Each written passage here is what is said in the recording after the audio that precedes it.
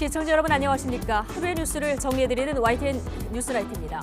검찰이 제1야당 대표의 소환을 통보했습니다. 여러 갈래 수사 중 제3자 뇌물 혐의를 들여다보고 있는 기업들의 성남FC 후원 관련인데 시장으로서 적극적 행정의 일환으로 볼 것인가 아니면 정치적 이익의 대가성이 성립하는가가 쟁점입니다.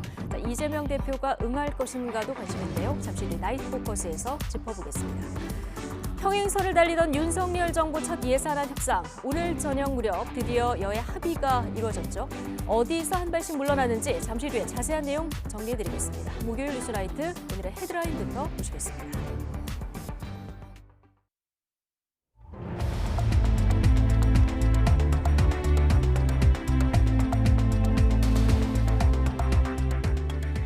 (12월 20일) 목요일 뉴스나이트 주요 뉴스입니다. 성남FC 후원금 의혹을 수사하는 검찰이 당시 성남시장이었던 민주당 이재명 대표에게 오는 28일 피의자 신분으로 출석해 조사받으라고 통보했습니다. 이 대표는 정적 제거에 힘을 쓸 때냐며 반발했습니다. 여야가 내년도 예산안 협상을 타결짓고 내일 본회의에서 처리하기로 했습니다. 핵심 쟁점이던 법인세 최고세율은 과표 구간별로 1%포인트씩 낮추고 금융투자소득 과세는 2년 유예하자는 데 뜻을 모았습니다. 코로나19와 경기 침체 영향으로 자영업자 대출이 사상 처음으로 1,000조 원을 넘어섰습니다. 한국은행은 각종 불안 요인이 겹치면 내년 말쯤 부실 위험 규모가 40조 원까지 늘어날 수 있다고 내다봤습니다. 내일 서울 아침 기온이 영하 14도까지 떨어지는 등 올겨울 최강 한파가 찾아옵니다. 기록적인 추위와 폭설이 이어지면서 전력 수요는 역대 최대치를 기록했습니다. 헌법재판소가 대통령 관저로부터 100m 이내에서 야외 집회와 시위를 일률적으로 금지한 현행법 조항이 과잉 금지 원칙을 위반했다며 헌법 불합치 결정을 내렸습니다. 중국이 한국을 포함한 해외 국가에 비밀 경찰서를 내세웠다는 의혹과 관련해서 정부가 국내 실태 파악에 나선 것으로 알려졌습니다. 사실로 확인될 경우 외교적 문제로 비화할 수 있어 결과가 주목됩니다. 검찰이 이재명 민주당 대표에게 소환을 통보했습니다. 성남FC 후원금 의혹 관련으로 허위사실 공표 사건에 이은 두 번째 소환 통보입니다. 검찰은 대장동 의혹 사건을 포함한 다른 수사와 관련해서도 압박 수위를 높일 것으로 보입니다. 강민경 기자입니다. 검찰이 민주당 이재명 대표에게 소환 통보한 날짜는 오는 28일. 성남FC 의혹 사건 피의자 신분으로 나와 조사를 받으란 겁니다. 민주당은 검찰이 팩스로 소환 사실을 알렸다며 이런 일방적 통보에는 응할 수 없고 검찰 측과 협의를 진행해보겠다고 밝혔습니다. 한 9시 무렵에 팩스로 찍 하고 그냥 한 장 들어왔습니다. 검찰은 이 대표가 성남시장 재임 시절인 2016년부터 2018년까지 기업들에게 자신이 구단주로 있는 성남FC에 후원하도록 한 대신 건축 인허가 같은 기업의 현안 등을 해결해 준 걸로 보고 있습니다. 이 사건은 원래 경찰에서 무혐의 처리했지만 검찰의 보안 수사 요구로 다시 수사했고 이 대표에 대해 제3자 뇌물 공여 혐의를 적용해 1년 만에 다시 사건을 검찰에 넘겼습니다. 성남FC 운영이 결국 당시 성남시장의 정치적 약속과 관련이 있다고 본 겁니다. 사건을 넘겨받은 검찰은 두산건설과 네이버, 농협과 현대백화점 등 여러 기업을 상대로 압수수색을 벌였습니다. 검찰이 두산건설과 성남시 관계자를 먼저 기소했는데 이 공소장에서 검찰은 당시 성남시의 정책실장이었던 정진상 전 민주당 정무조정실장과 이재명 당시 성남시장을 공범이라고 적시했습니다. 검찰이 이 대표에게 소환을 통보한 날, 이 대표의 최측근이자 대장동 의혹으로 이미 구속된 정진상 전 실장을 다시 불러 조사를 마쳤습니다. 현 정부 들어 이 대표에게 소환을 통보한 건 이번이 두 번째입니다. 앞서 지난 9월 대선 과정에서 대장동과 백현동 개발 사업 특혜 의혹에 대한 허위 사실을 공표한 혐의로 이 대표의 소환을 시도한 적이 있습니다. 그래도 이 대표 관련 수사 가운데 가장 주목을 받는 건 대장동 의혹 사건입니다. 최측근인 정 전 실장과 김용 전 민주연구원 부원장은 이미 구속된 가운데 김만배 씨를 제외한 나머지 대장동 일당이 이 대표에 대한 폭로를 이어가고 있습니다.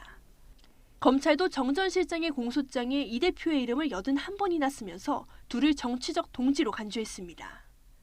여기에 변호사비 대납 의혹 사건도 수사가 진행되고 있는데 앞으로 계속해서 검찰이 이재명 대표에 대한 압박 수위를 높여나갈 걸로 보입니다. YTN 강민경입니다.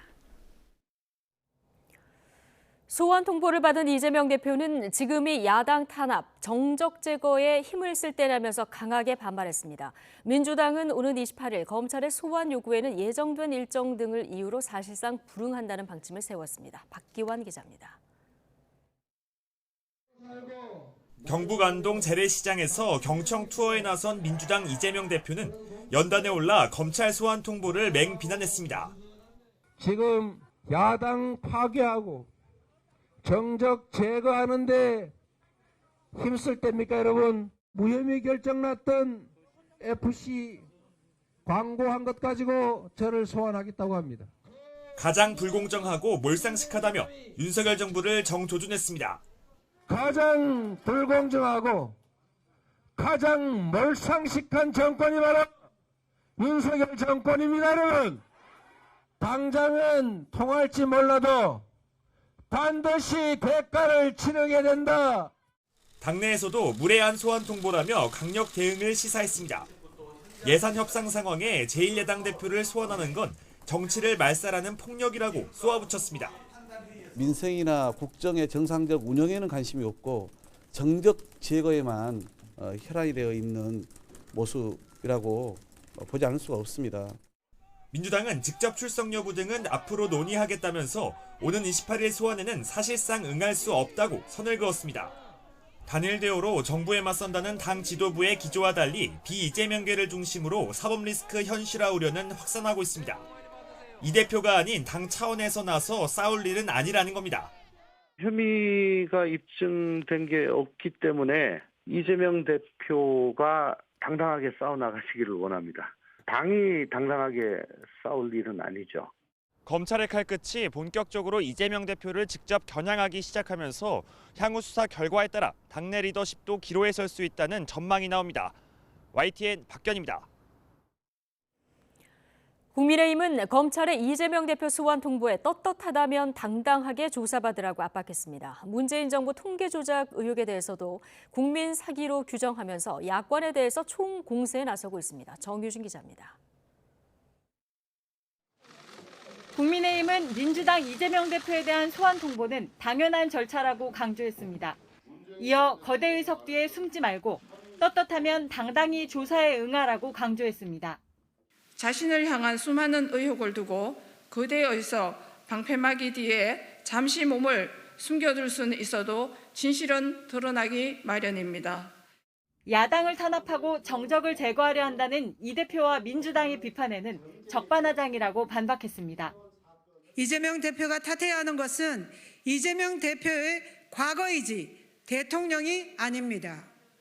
정의와 상식의 구현에 협조해야 합니다. 당권 주자들도 양심수 역할놀이를 하기엔 이 대표의 죄가 너무 무겁다면서 야당의 이런 주장을 일제히 비판했습니다. 국민의힘은 이재명 대표는 물론 감사원이 조사하고 있는 문재인 정부 통계조작 의혹에도 맹공을 퍼부었습니다. 통계조작은 국정농단을 넘어 국정사기극이라면서 문 전 대통령의 사과를 촉구했습니다. 감사원은 이런 범죄 행위의 전모를 철저히 밝혀내야 합니다. 문재인 전 대통령은 통계 조작과 관련해 국민께 사과해야 합니다. 검찰의 이재명 대표 소환 통보를 기점으로 국민의힘은 이재명 대표는 물론 문재인 정부를 겨냥한 쌍끌이 총공세에 나서는 모양새입니다. 여야 대치 전선은 더 가팔라질 것으로 보입니다. YTN 정유진입니다. 한동훈 법무부 장관이 검찰의 이재명 대표 소환 통보와 관련해 자신이 말할 상황은 아닌 것 같다면서 말을 아꼈습니다. 오늘 오전 춘천지방검찰청 속초지청 신청사 준공식에 참석한 한 장관은 검찰의 이 대표 소환 통보에 대한 입장을 묻는 취재진의 질문에 여기서 말씀드릴 문제는 아닌 것 같다면서 이같이 말했습니다. 다만 한 장관은 검찰이 성남시라는 지방자치단체에서 있었던 성남시 관계자들과 부동산 개발업자들의 유착 비리를 수사해 오고 있지 않느냐면서 통상적인 토착 비리에 대한 수사이고 절차에 맞춰 검찰이 공정하게 수사할 것으로 생각한다고 덧붙였습니다. 막판 진통을 거듭하던 내년도 예산안 협상에 김진표 국회의장의 추가로 못 박은 처리 시한을 하루 앞두고 극적으로 타결됐습니다. 핵심 쟁점이던 법인세 최고 세율 인하와 경찰국 예산 등에서 여야가 한 발씩 물러섰습니다. 황윤태 기자의 보도입니다. 평행선을 달리던 내년도 예산안 협상이 김진표 의장이 세 번째로 제시한 처리 시한 하루 전 접점을 찾았습니다. 법정 기한을 넘긴 지 20일 만입니다. 여야는 우선 내년도 예산의 총액을 기존의 정부가 제시한 639조 원에서 4조 6천억 원 감액한 634조 4천억 원으로 조정했습니다. 국회 예산 심의로 정부안 대비 4.6조 원을 감액하며 국가 채무와 국채 발행 규모는 정부안보다 늘리지 않는다. 핵심 쟁점이던 법인세 최고 세율 인하 문제도 이견을 좁혔습니다. 3%포인트 인하를 고수하던 국민의힘과 초부자 감세라며 반대하던 민주당이 한 발씩 양보해 모든 구간에서 세율을 1%포인트 내리기로 했습니다. 법인세는 현행 과세 표준 구간별로 각 1%씩 세율을 인한다. 행정안전부 경찰국과 법무부 인사정보관리단 예산 역시 마찬가지입니다. 예비비가 아닌 정상 편성하는 대신 액수는 절반으로 깎기로 했습니다. 두 기관에 대한 민주당의 이견과 우려를 해소하기 위해 정부조직법 개정 과정에서 대안도 마련하기로 뜻을 모았습니다. 50% 감액안을 받아들인 이유는 100%를 관철을 못해서 받아들인 거죠. 이른바 윤석열표 예산과 이재명표 예산에 대해서도 균형을 맞췄습니다. 정부와 여당이 요청했던 공공분양 주택용자 사업은 기존 정부안을 유지하는 대신 민주당이 강하게 요구했던 지역사랑 상품권 예산과 공공임대주택 관련 예산은 추가로 반영하거나 늘리기로 했습니다. 지역사랑 상품권 발행 지원을 위한 예산 3,525억 원을 편성하며 공공분양주택 융자 사업은 정부안을 유지하되 공공임대주택 관련 전세 임대 융자 사업 등 확대를 위해 6,600억 원을 증액한다. 여야는 기획재정부의 개수조정 작업, 이른바 시트 작업을 거쳐 내일 본회의에서 합의안을 처리할 예정입니다. 해를 넘겨 헌정사 초유의 준예산 사태는 모면한 건데 2014년 국회 선진화법 도입 이후 역대 최장 지강예산이라는 비판까지는 피하기 어려워 보입니다. YTN 황윤태입니다. 여야는 또 내년 예산안을 정부 안보다 4조 6천억 원 감액하는 데 합의했습니다. 금융투자 소득에 대한 과세가 2년 유예되고 내년부터 종합부동산세 과세 기준도 완화됩니다. 이승윤 기자입니다.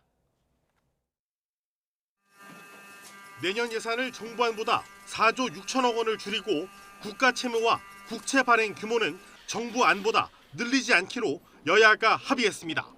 공공분양주택 융자 사업은 정부안을 유지하되 공공임대주택 관련 전세 임대 융자 사업 등 확대를 위해 6,600억 원을 증액한다. 여야는 공공형 노인 일자리와 경로당 냉난방비, 양곡비 지원, 0에서 2세와 장애아 지원, 보육료 인상, 장애인 취업 지원 등 사회적 약자를 배려하는 예산은 늘렸습니다. 전월세 보증금, 대출 이자 보전 지원과 취약차주, 한식, 특례보증 규모를 확대해 대출 부실은 막기로 했습니다. 쌀값 안정화를 위한 전략 작물 직불 사업 예산과 청년 내일 체험 공제, 재생에너지 지원 확대 등 야당이 지키겠다던 핵심 예산도 증액됐습니다. 세제 개편안에선 여당에서 강조하던 내용이 반영됐습니다. 쟁점이던 종합부동산세는 1가구 주택자의 과세 기준을 현행 공시가 11억 원에서 12억 원으로 완화하고 다주택자 과세 기준도 6억 원에서 9억 원으로 완화하며 특히 조정 대상 지역 내 2주택자는 다주택 중과세 적용 대상에서 제외하는 동시에 기본세율을 적용하도록 했습니다. 5천만 원이 넘는 주식과 채권, 펀드, 파생 상품 등 금융투자 소득에 대한 과세 시행일은 2025년 1월 1일로 2년 연기됩니다. 그때까지 주식 양도소득세는 현행대로 과세, 대주주 기준 및 보유 금액 10억 원, 정권거래세는 단계적으로 인하한다. 상속세법 중 쟁점이던 가업 상속 공제 대상 기업 기준은 연 매출액 4천억 원 미만에서 5천억 원으로 높였고 공제 한도는 최대 600억 원으로 정했습니다. 기업 상속, 공제, 사후 관리 기간을 현행 7년에서 5년으로 완화하고 영농 상속, 공제 한도를 30억 원으로 늘리는 내용도 정부안을 바탕으로 합의를 이뤘습니다. 소득세법에서 월세 세액 공제율은 총급여 5,500만 원 이하는 17%, 총급여 5,500만 원에서 7천만 원 이하의 경우는 15%로 상향 조정하기로 했습니다. YTN 이승윤입니다. 여야는 오는 28일 본회의를 한 차례 더 열어 화물차 안전운임제 등 내년부터 효력이 상실되는 일몰 법안의 연장 여부도 다루기로 합의했습니다. 뇌물수수 혐의로 구속영장이 청구된 노웅래 의원 체포동의안도 같은 날 표결에 붙여질 것으로 보입니다. 조성호 기자의 보도입니다. 올해를 열흘도 채 안 남긴 상황에서 여야는 내년부터 효력을 잃는 이른바 일몰 법안들도 처리하기로 했습니다. 해가 바뀌기 전인 오는 28일 한 차례 더 본회의를 열기로 한 겁니다. 2022년 12월 말로 일몰 조항이 있는 법률의 처리를 위해 12월 28일에 본회의를 개회한다. 효력을 연장할지 논의하자며 일단 본회의 날짜는 잡았지만 협상 과정에선 진통이 예상됩니다. 화물차 운전자의 적정 수입을 보장하는 안전운임제와 30인 미만 기업의 주 8시간 특별 연장근로 허용, 국고로 건강보험 재정 20%를 지원하는 조항 등을 놓고 여야의 입장차가 여전하기 때문입니다. 이런 법들을 여야가 합의를 해서 28일에 처리하자 이런 취지입니다. 그러니까 내용에 대해서는 저희가 더 따져봐야 됩니다. 특히 최근 화물연대 파업의 쟁점이 된 안전운임제는 파업 전 정부와 여당이 제안한 대로 3년 연장하는 법안이 민주당 단독 의결로 소관 상임위를 통과했지만 국민의힘은 파업에 원칙적으로 대응하려는 정부와 발을 맞춰 원점에서 재검토하자며 맞서고 있습니다. 안전운임제는 화물 운수 노동자에게는 그야말로 안전벨트와 같은 거여서 반드시 연장되어야 된다고 판단합니다. 시행하면서 오히려 사망사고가 증가를 했습니다. 그 어떤 안전도 담보하지 못하는 말로만 안전인 제도는 반드시 고쳐야 합니다. 건강보험법 일몰 연장을 놓고도 야당은 국고 지원이 시급하다는 입장이지만 정부 여당 일각에선 재정 건전화를 강조하면서 부정적으로 보고 있습니다. 한국전력의 경영 위기 해소를 위해 회사채 발행 한도를 현행 자본금과 적립금 합산액의 2배에서 5배까지 늘리는 한전법 개정안도 같은 날 상정됩니다. 여야 합의로 본회의에 올랐다가 민주당 의원들이 대거 반대나 기권표를 던지고 여당 의원 역시 상당수가 표결에 불참하면서 부결되자 부랴부랴 새로 발의된 법안입니다. 뇌물수수 등 혐의로 구속영장이 청구된 민주당 노웅래 의원 체포동의안도 28일 처리할 가능성이 큽니다. 예산안 처리를 위한 본회의에서 보고되면 24시간이 지나고 다음에 열리는 본회의 때 표결하기 때문입니다. 검찰이 성남FC 의혹과 관련해 이재명 대표에게 소환을 통보하면서 수사에 속도를 내는 상황에서 과반 의석을 지닌 민주당 의원들이 노 의원 신병 처리를 어떻게 결론 내릴지도 주목됩니다. YTN 조성호입니다. 자영업자 대출이 사상 처음으로 1,000조 원을 넘어선 것으로 나타났습니다. 기준금리 인상에 따른 고금리 상황이 이어지면서 대출이 부실화할 수 있다는 우려도 커지고 있습니다. 조태현 기자가 보도합니다. 지난 2020년 초 우리나라를 덮친 코로나19는 자영업자에겐 그야말로 재앙이었습니다. 내수가 꽁꽁 얼어붙으면서 상당수 자영업자는 빚으로 연명하는 길을 택했습니다. 정부에서 저리로 대출을 해줘서 대출을 받아갖고 운영을 했었고, 그다음에 그 생활이 안 되니까 우선 일단 제가 가지고 있는 기본 보험금이나 이런 것들을 깰 수 있는 건 다 우선 일단 깨고. 자연스럽게 자영업자 대출은 급증했습니다. 2020년 1분기 말 700조 원이었던 자영업자 대출은 올해 3분기 말엔 1,014조 2천억 원까지 늘었습니다. 자영업자 대출이 1,000조 원을 넘어선 건 사상 처음입니다. 문제는 지금부터입니다. 기준금리 인상에 따라 대출금리가 치솟으며 부실 우려가 커지고 있기 때문입니다. 자영업 취약차주의 부실 위험률은 올해 말 12.9%에서 내년 말에는 16.8%까지 커질 것으로 추산됐습니다. 만약 정부의 금융지원 정책 효과까지 소멸하면 이 비율은 19.1%까지 커질 전망입니다. 최악의 경우에는 내년 말쯤엔 자영업자 대출 가운데 부실 위험 규모가 40조 원에 달할 수 있다는 뜻입니다. 운전자금 수요 위주로 다음에 이제 비용의 어떤 증가세에 대한 대응 차원에서 이루어지는 부분들은 금융 안정 측면에서도 경계해야 된다고 생각을 하고 있습니다. 기준금리 급등은 이금융권에도 타격을 주고 있습니다. 시장 금리가 오르고 자금 시장이 얼어붙으면서 증권사와 카드사 등 여신 전문회사, 저축은행 등의 유동성 지표가 급속히 나빠지고 있는 겁니다.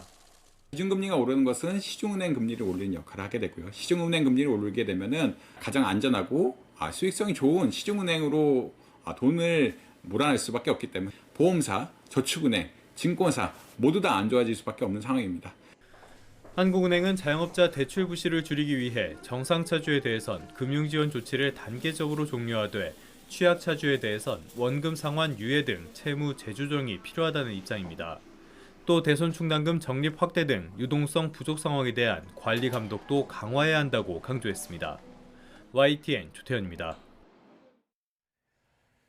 빌라와 오피스텔 등 1,100여 채를 소유했다가 숨진 이른바 빌라왕 사건의 피해자들이 정부 관계자와 만났습니다. 정부는 보증금을 더 빨리 반환받을 수 있도록 하는 대책을 발표했는데 피해자들은 불만을 제기했습니다. 최기성 기자입니다. 이른바 빌라왕 피해자들이 한자리에 모였습니다. 이번 설명회에 직접 참여한 피해 임차인은 80여 명, 온라인으로 함께한 인원은 300여 명입니다. 이들은 주택도시보증공사, 허그 등 정부의 대응을 한 목소리로 비판했습니다. 서울 서부관리센터에 전화해서 통화되신 분 계실까요? 아무도 안 됩니다. 저는 서울 서부관리센터에 하루에 전화를 80통을 넣고 있습니다. 매일도 하루에 10통을 넘게 넣고 있는데요. 단 한 번도 연락이 된 적이 없습니다. 임대사업자 김 씨가 10월에 사망했지만 최근에서야 이 소식을 알게 됐다는 피해 임차인도 있었습니다. 12월 19일 보증이행에 관련된 모든 서류를 가지고 허그에 제가 서구센터에 방문을 했습니다. 그때 피해자 모르냐, 빌라왕 이사단이 났다 그러면서 그때 알려주는 게 허그입니까? 상속인이 소유권 이전 등기를 하지 않을 경우 임차인이 상속 배위 등기해야 하는데 이때 발생하는 비용 부담이 과도하다는 지적도 나왔습니다. 1인당 평균 550만 원 이상의 비용을 부담해야 하는 상황입니다. 임차인들이 전부요. 최대 부담되시는 분들은 1,000만 원까지 부담되시는 분들도 있고요. 전부 55억의 금액입니다. 국토교통부는 보증금 반환 기간을 앞당길 수 있도록 임차권 등기가 끝나기 전이라도 사전 심사를 먼저 진행하겠다고 설명했습니다. 보증금 지급 시기를 한두 달 앞당길 수 있게 되는 셈입니다. 정부나 관계기관 입장에서 이런 사기가 아예 발붙이지 못하도록 처음부터 제도를 잘 만들어야 하는데 안타깝게도 아직은 여러 허점들이 있는 게 사실입니다. 보증보험 미가입자를 대상으론 한 가구당 최대 1억 6천만 원을 연 1% 금리로 대출 지원하기로 했습니다. 임대사업자 김씨 주택 세입자 가운데 보증보험에 가입한 사람은 600여 명으로 보증금이 2억 원 넘는 피해자는 195명입니다. 정부는 조만간 보험 미가입자를 불러 2차 설명회를 진행할 방침인데 허그는 해당 인원이 최대 600명에 달하는 것으로 추정하고 있습니다. YTN 최기성입니다. 서해안과 제주에 사흘 만에 또 폭설이 내리고 있습니다. 도로가 얼어 곳곳에서 교통사고가 잇따르고 제주에서는 항공편이 지난 일요일에 이어서 또 무더기 결항했습니다. 고재영 기자의 보도입니다. 한라산에 사흘 만에 대설경보가 내려지며 많은 눈이 내렸습니다. 20cm 이상 폭설이 쏟아지며 산을 오르는 등반로는 모두 통제됐습니다. 주요 산간도로도 눈이 쌓이고 얼어 차량 운행이 어렵습니다. 예상하지 못한 눈을 만난 관광객은 길이 얼자 무척 당황해합니다. 평소처럼 상황이 괜찮을 거라고 생각을 했는데 지금 내려온 상황도 이러니까 좀 너무 당황스럽고요. 책임도 없어서 지금 어떻게 해야 할지 좀 난감한 상황이에요. 제주공항도 출도짝 항공편이 강풍과 다른 공항 폭설 때문에 100여 편 이상 결항했습니다. 공항 대기실은 항공편이 무더기 결항했던 지난 일요일처럼 대기표를 구하려는 승객들로 북적이기도 했습니다. 14개 시군에 대설특보가 내려진 전라북도는 재난 대응 단계를 최고 단계인 3단계로 올렸습니다. 또 정읍시 유치원과 학교 6곳이 휴교하고 도내 다른 지역 유치원과 학교 24곳은 금요일 등교 시간을 조정했습니다. 폭설이 내린 지 얼마 안 돼 또 많은 눈이 내리면서 농민들은 서둘러 눈 치우기에 나섰습니다. 노인 양반이나 학생 그리고 타지에서 온 차나 지역 차나 불편감을 없게끔 위해서 여기를 지금 계속 왔다 갔다 밀고 있죠. 광주광역시와 전남 20개 시군에는 대설특보가, 충남과 대전, 세종에도 대설특보와 한파특보가 각각 내려졌습니다. 시민들은 다시 한번 한파와 많은 눈이 온다는 소식에 걱정이 앞섭니다. 지자체에서 조금 연막칼슘 등이나 뭐 큰 도로는 관리가 잘 되어 있다고 생각을 하는데 골목 도로는 이제 관리가 조금 어느 정도 어렵다고 생각을 하고 있습니다. 이번 폭설로 눈길 교통사고도 잇따랐습니다. 서해안 고속도로 선운산 나들목 인근에서 기름 2만 리터를 실은 탱크로리 차량이 넘어졌습니다. 제주에서도 눈길에 가스 탱크로리가 넘어지고 1톤 트럭이 갓길 아래 숲으로 미끄러지기도 했습니다. 기상청은 오는 토요일까지 서해안에는 최고 30cm, 제주 산간에도 최고 50cm의 눈이 더 내리겠다고 예보했습니다. YTN 고재영입니다. 대설경보가 내려진 한라산에선 고립사고가 잇따랐습니다. 오늘 낮 1시쯤 존지암에서 기도 후 내려가려던 10여 명이 도로 통제로 버스가 오지 못하자 고립돼 경찰이 순찰차 2대를 이용해 구조했습니다. 또 오전 11시쯤 천백고지 휴게소에 설경을 보러 갔던 관광객 16명이 고립돼 자치경찰단이 구조하기도 했습니다. 한라산에는 시간당 5cm의 많은 눈이 내리며 천백도로와 516 도로 등 산간도로 차량 운행이 통제됐습니다. 연일 기록적인 한파와 폭설이 이어지면서 전력 수요가 역대 최대치를 기록했습니다. 산업통상자원부는 오늘 오후 5시 기준 전력 수요는 92,999메가와트로 역대 최대 수요를 경신했다고 밝혔습니다. 이는 무더위로 전력 수요가 치솟아 역대 최대치를 기록했던 올해 7월 7일 92,990메가와트보다 늘어난 수치입니다. 전력 예비력은 11.8기가와트, 예비율은 12.6%를 기록했습니다. 내일 아침은 이번 겨울 들어서 가장 심한 한파가 맹위를 떨칠 것으로 보입니다. 서울 아침 기온이 영하 14도, 체감 온도는 무려 영하 22도까지 곤두박질할 전망입니다. 정혜은 기자입니다. 매서운 찬바람에 도심 곳곳이 꽁꽁 얼어붙고 있습니다. 지난 2차례의 한파보다 더 강한 추위입니다. 북극에서 밀려온 영하 48도의 한기가 한반도를 뒤덮고 있기 때문입니다. 대관령 기온은 영하 20도, 철원은 영하 19도까지 떨어지겠습니다. 서울도 영하 14도로 이번 겨울 들어 가장 낮겠고 체감 온도는 무려 영하 22도까지 곤두박질할 것으로 보입니다. 고위도에서 찬 공기가 지속적으로 남하하여 당분간 한파가 이어질 것으로 전망되며 아침 최저 기온이 중부지방은 영하 15도 내외, 남부지방은 영하 10도 내외로 올 겨울 들어 가장 추운 날씨가 예상됩니다. 이번 한파는 정점을 찍은 뒤 조금 약화하겠지만 예년보다 추운 겨울 날씨가 이어질 전망입니다. 따라서 계량기 동파와 한랭 질환자가 급증하는 등 피해가 확산할 가능성이 큽니다. 한파 속에 서해안과 섬 지역에는 최고 30cm가 넘는 폭설이 계속됩니다. 따라서 항공기 결항이나 미끄럼 사고 등에 대한 각별한 주의가 필요합니다. YTN 정혜윤입니다. 윤석열 대통령이 한파와 대설 피해를 대비해서 제설 작업과 안전 조치 등을 긴급 지시했습니다. 윤 대통령은 행정안전부와 국토교통부, 보건복지부를 중심으로 관계기관에서 주요 도로 등 생활공간 제설 작업과 실내체육관 등 적설 취약시설물 안전 조치를 철저히 하라고 주문했습니다. 또 지역에 따라 제설 장비나 자재 부족 등 불균형이 발생할 수 있는 만큼 지역과 기관 사이 상호 지원 체계를 가동하고 군 자원 투입 방안도 검토하라고 당부했습니다. 이어 한파가 지속되는 만큼 독거노인 등 사회적 취약계층 안전을 위해서 정부와 지자체가 돌봄과 점검을 강화해달라고 지시했습니다. 네, 1년 중에 밤의 길이가 가장 긴 동지를 맞아 따뜻한 팥죽을 직접 만들어서 이웃과 나누는 행사가 열렸습니다.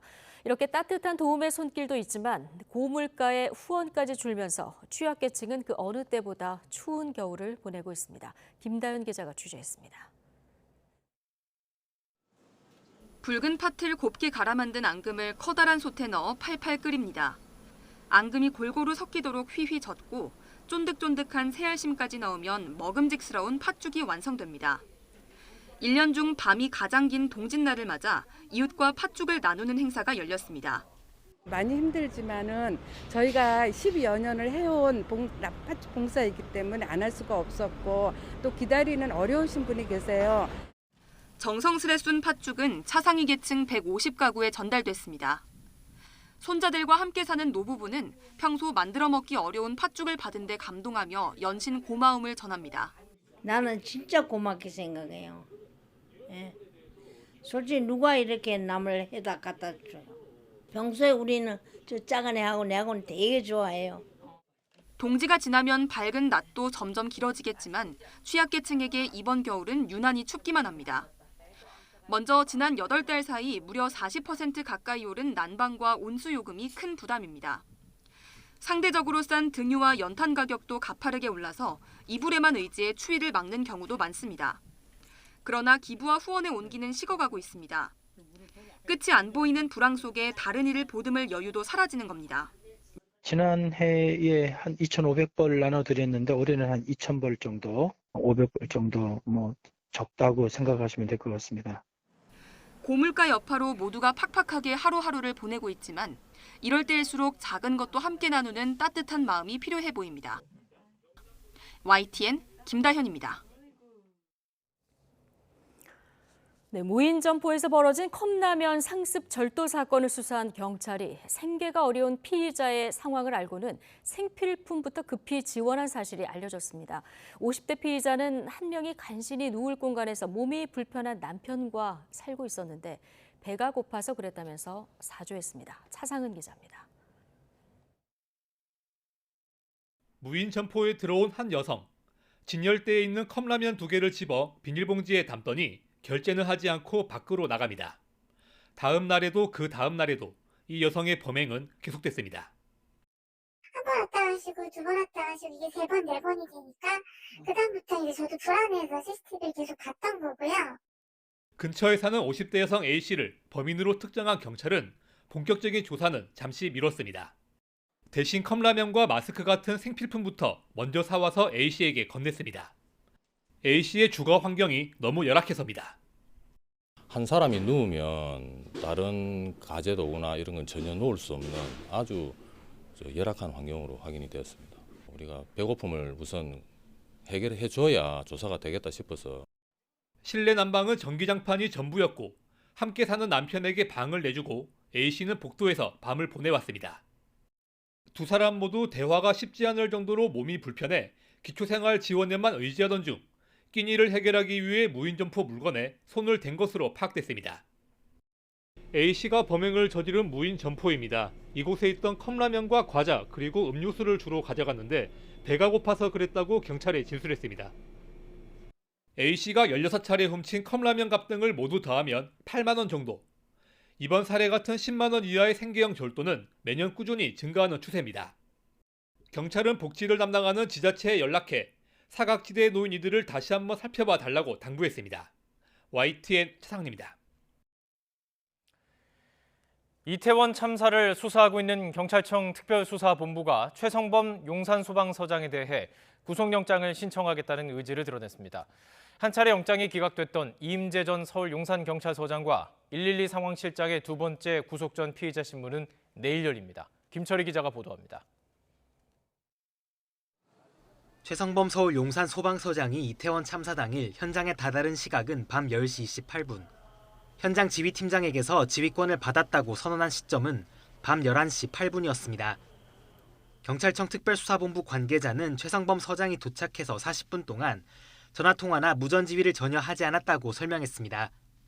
구조의 골든타임이 하염없이 흘러가던 이때 최 서장이 현장을 제대로 지휘하지 않아 참사를 키웠다는 게 특수본의 해석입니다. 또 이태원 상황이 심각하다는 걸 인지하고도 규정에 맞게 적절한 대응 단계를 발령하지 않았다고 지적했습니다. 대처가 이렇게 미흡하지 않았다면 좁은 골목에 끼어 옴짝달싹 못하게 된 인파를 더 빨리 구조할 수 있었을 거고 그 결과 더 많은 목숨을 살릴 수 있었을 거로 보고 있습니다. 용산구 보건소장의 참사 당일 동선 역시 특수본이 들여다보는 부분입니다. 보건소장은 참사 직후 현장으로 바로 향했다고 주장하고 있지만 먼저 보건소에 들렀다 현장으로 간 정황이 포착됐습니다. 특수본은 필요한 보강 수사를 마친 뒤 최성범 서장과 이태원 역장 등 다른 피의자들에 대해서도 구속영장을 신청할 방침입니다. 한 차례 영장이 기각됐던 이임재 전 용산경찰서장과 112 상황실장에 대한 영장 실질 심사는 내일 오전 10시 반 서울 서부지방법원에서 열립니다. 이 가운데 이임재 전 서장은 기존 혐의에 더해 허위 상황 보고서를 직접 검토하고 승인한 혐의도 받고 있습니다. 코로나19에 확진된 박희영 용산구청장의 영장 실질 심사는 다음 주 월요일에 열릴 예정입니다. YTN 김철입니다. 이태원 참사 현장의 추모 공간을 자발적으로 관리해온 시민 자율봉사단이 오늘 공식 해산했습니다. 자원봉사자들은 유가족과 상인들에게 응원을 전하며 참사의 아픔을 영원히 잊지 않고 기억하겠다는 말을 남겼습니다. 김근우 기자의 보도입니다. 이태원 참사 바로 다음 날부터 이태원역 1번 출구 앞엔 자연스럽게 추모 공간이 마련됐습니다. 지금까지 15만여 명이 찾아와 조문을 이어갔습니다. 그러나 추모 물품이 손상되고 인근 상권이 침체의 늪에 빠질까 우려한 유가족들이 재단장을 결정하면서 일단 철거에 들어갔습니다. 이곳에 가득 쌓여있던 국화꽃과 추모 물품들도 지금은 모두 치워졌습니다. 유가족들이 임시로 옮겨둔 상태인데 영구 보존할 방법을 찾고 있습니다. 참사 이후 50일 넘게 비가 오면 비닐로 덮고 바람이 불면 날아가지 않도록 고정하며 이곳을 지켜온 건 정부나 지방자치단체가 아닌 시민들로 구성된 자율봉사단. 이제 주어진 책무를 다했다며 공식 해산을 선언했습니다. 겨울이 지나면 따뜻한 봄이 옵니다. 우리는 언제까지나 12구를 영원히 잊지 않고 기억하면서 모든 이들의 평화와 안녕을 위해 기도를 드리겠습니다. 비극의 한가운데에서 함께 슬퍼하고 아픔을 나눈 만큼 희생자 유족들을 두고 떠나는 마음이 편치는 않습니다. 제 자식이라고 생각하고 그 아픈 마음을 생각하고 했던 것 같아요. 아무 말도 못하고 그냥 꼭 껴안아 드렸는데 그분이 굉장히 푸근해 하시면서 제가 힘내라고 하니까 고맙다고 계속 절을 하셨어요. 추모 공간을 인계받은 유가족들은 주변을 기억과 애도의 공간으로 새로 꾸미기로 하고 이태원 상인회와 논의하고 있습니다. 시간이 흐르면서 추모 물품의 손상이 심해지는 점을 고려해 서울시와 보존 방법도 협의할 계획입니다. YTN 김근우입니다. 대통령 관저 주변 100m 안의 집회와 시위를 금지한 현행법 조항이 헌법에 합치되지 않는다는 헌법재판소의 판단이 나왔습니다. 집회 성격 등을 고려하지 않고 일률적으로 금지하는 것은 과도하다는 취지입니다. 현재는 2024년 5월까지 법 개정을 주문했습니다. 최민기 기자가 보도합니다. 지난 2017년 8월 청와대에서 68m 떨어진 분수대 앞에서 집회를 주최한 A씨. 금지된 장소에서 집회를 연 혐의로 재판에 넘겨졌습니다. 대통령 관저 주변 100m 이내 집회를 금지한 집시법 조항이 근거가 됐습니다. 그러나 A씨는 법 조항이 위헌이라며 위헌법률 심판 제청을 신청했고 법원도 이를 받아들이면서 판단은 헌법재판소로 넘어갔습니다. 헌재 판단도 다르지 않았습니다. 헌재는 재판관 전원 일치 의견으로 해당 법 조항에 대해 헌법 불합치 결정을 내렸습니다. 헌재는 집회 금지 범위가 불필요하게 광범위하다는 점을 지적했습니다. 돌발 상황이 발생할 위험이 있다는 가정만을 근거로 대통령 관저 인근 모든 집회를 금지하는 건 정당화되기 어렵다는 겁니다. 위헌성은 인정됐지만 대통령 관저 인근 집회가 당장 가능해지는 건 아닙니다. 헌법 불합치는 해당 법 조항이 즉시 무효가 됐을 때의 혼선을 막기 위해 국회가 대체 입법을 할 수 있도록 시한을 정해 존속시키는 결정이기 때문입니다. 헌재는 2024년 5월까지 법 개정을 주문해 이 시점까지는 법 조항의 효력이 그대로 유지됩니다. 앞서 헌재는 국회와 국무총리 공관, 법원 인근 집회를 일률적으로 금지한 법 조항에 대해서도 잇따라 헌법 불합치 결정을 내려왔습니다. 이번 헌재 결정으로 용산 대통령 집무실과 전직 대통령 사저 100m 이내 집회 시위도 금지하기 위해 추진되어 온 법 개정안도 영향을 받을지 주목됩니다. 앞서 여야는 용산 대통령실과 문재인 전 대통령의 양산 사저가 집회로 몸살을 앓자 이 같은 법 개정안을 추진하며 국회 상임위 문턱까지 통과시켰습니다. YTN 최민기입니다. 한의사가 초음파 진단기를 사용해서 진료했더라도 의료법 위반으로 볼 수 없다는 대법원의 판단이 나왔습니다. 의사협회는 판결에 유감을 드러내고 모든 방법을 동원해 의료기기 사용을 막을 것이라고 반발했습니다. 김다현 기자가 보도합니다. 한의사 A씨는 지난 2010년부터 2년 동안 초음파 기기를 사용해 환자의 자궁 내막 상태를 진단한 혐의로 재판에 넘겨졌습니다. 1심과 2심은 A씨가 면허 범위 밖의 의료 행위를 하는 등 의료법을 위반했다고 보고 벌금 80만 원을 선고했습니다. 한의사의 의료기기 사용 가능 여부는 해당 기기가 한의학 원리의 기초에 만들어졌는지 등을 따져야 한다는 대법원의 기존 판례를 따른 겁니다. 하지만 대법원은 전원 합의체를 열어 A씨를 처벌할 수 없다고 판결했습니다.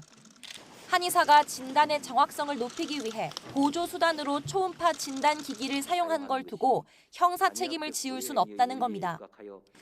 대법원은 더 나아가 기존 판례를 손볼 필요가 있다고 보고 새로운 판단 기준을 제시했습니다. 우선 문제의 의료기기가 엑스레이 같이 사용이 법적으로 금지돼 있는지를 살펴봐야 한다고 지적했습니다. 또 기기를 보조적 수단으로 썼을 때 통상 수준을 넘어서는 보건 위생상의 위해가 생길 우려가 있는지 등도 따져봐야 한다고도 덧붙였습니다. 초음파 진단기기를 사용하여 환자의 신체 내부를 촬영하여 화면에 나타난 모습을 보고 이를 한의학적 진단의 보조수단으로 사용하는 것은 한의사의 면허된 것 이외의 의료 행위에 해당하지 않는다고 봄이 타당합니다. 한의사 단체는 과학적인 보조기구를 한방의료에 활용할 수 있게 인정한 시대에 맞는 판결이라며 환영의 뜻을 밝혔지만 한방 원리와 가장 적합한 현대 의료기기라고 생각하고 있는 부분이기 때문에 상당히 만족스러운 상황이고요. 의사단체는 유감을 나타냈습니다. 의료법 내에서의 면허의 범위가 달라질 수도 있는 부분이기 때문에 헌법 소원부터 법적인 부분들도 있을 수 있고요. 최선을 다해서 대응할 예정입니다. 다만 대법원은 이번 판결이 의료법이 정한 이원적 의료체계를 부정하는 취지가 아니라고 선을 그었습니다. 대법원은 또 본질이 진단용인 의료기기에 한정되는 것이지 한의사가 모든 현대 의료기기를 사용할 수 있다는 뜻은 아니라며 확대 해석을 경계했습니다. YTN 김다현입니다. 중국이 우리나라를 포함한 해외 국가에 비밀 경찰서를 세웠다는 의혹과 관련해서 정부가 국내 실태 파악에 나선 것으로 알려졌습니다. 외교부는 관련국들과 소통하고 있다면서도 사실관계 등을 먼저 파악해야 한다며 말을 아끼고 있습니다. 조수현 기자의 보도입니다. 지난 9월 국제인권단체 세이프가드 디펜더스는 중국이 유럽을 중심으로 해외 21개 국가에 54개의 비밀 경찰서를 개설했다고 폭로했습니다.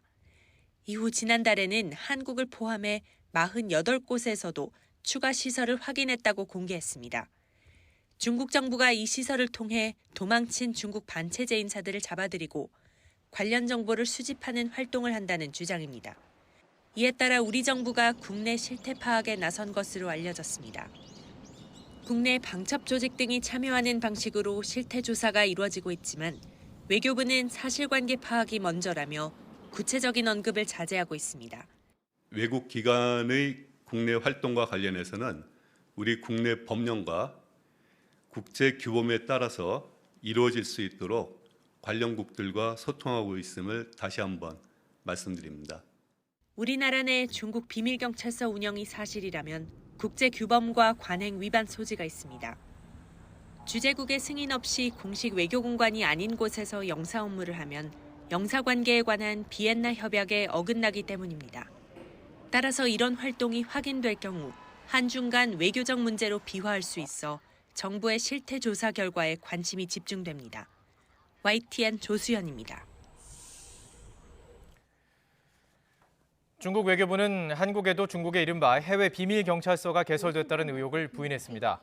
마오닝 중국 외교부 대변인은 정례 브리핑에서 한국 내 비밀 경찰서 설치 의혹에 대해 중국은 각국의 사법 주권을 존중해왔다며 해외 경찰서는 전혀 존재하지 않는다고 밝혔습니다. 북한의 해킹 활동이 계속되면서 이에 대한 우려가 계속 제기돼 왔는데 국정원이 최근 민간업체와 함께 국가사이버안보협력센터를 구축하고 이를 언론에 공개했습니다. 앞으로 어떤 활동을 하게 되는지 최두희 기자가 전해드립니다. 이태원 참사에 관한 국민들의 관심을 미끼로 악용하거나 암호화폐 거래 사이트를 복제한 가짜 사이트로 피해자를 유인해 악성 코드를 퍼뜨립니다. 모두 올 한 해 적발된 북한 해킹 조직의 사이버 공격 가운데 일부입니다. 실제 북한 해킹 조직이 훔친 가상 자산 규모는 올 한 해에만 8천억 원 수준으로 추산되는데 특히 우리나라를 대상으로 한 사이버 공격의 경우 국적별로도 북한 연계 조직의 공격 시도가 압도적입니다. 이들은 규제 사각지대에 있는 탈중앙화 금융 서비스 공격에 집중하는 모습을 보인다는 게 국정원의 분석입니다. 내년에도 첨단 기술 등을 빼돌리기 위한 북한의 사이버 공격은 더 거세질 것으로 내다봤습니다. 특히 러시아의 우크라이나 침공 초기 젤렌스키 우크라이나 대통령의 가짜 항복 동영상처럼 딥페이크를 활용한 허위 영상을 유포할 가능성도 있다고 지적했습니다. 이에 대응하기 위해 국정원이 최근 사이버 안보 협력센터를 구축했는데 정부기관 9곳과 민간 IT 보안 기업 5곳도 참여했습니다. 사이버 보안 분야는 협력이 굉장히 중요한 곳입니다. 그래서 민관 차원의 정보 공유를 진행을 할 예정이고요. 국가정보원에서 제공하는 많은 정보를 통해 가지고 사이버 안보 협력에 기여를 하고자 합니다. 국가기관에 도입되는 IT 제품을 시험하기 위해서는 좋은 시험 환경이 필요한데요. 국가정보원에서 좋은 시험 환경을 구축해 주셔서 보안 기능 시험을 하는데 도움이 될 거로. 국정원은 앞으로 참여 업체와 기관을 40여 개로 늘릴 계획이라며 이곳이 사이버 안보의 핵심 플랫폼으로 자리 잡을 수 있도록 지원하겠다고 밝혔습니다. 이와 함께 주요국 정보보안기관을 통한 사이버 억지력 확보에도 힘쓸 것이라고 강조했습니다. YTN 최두희입니다.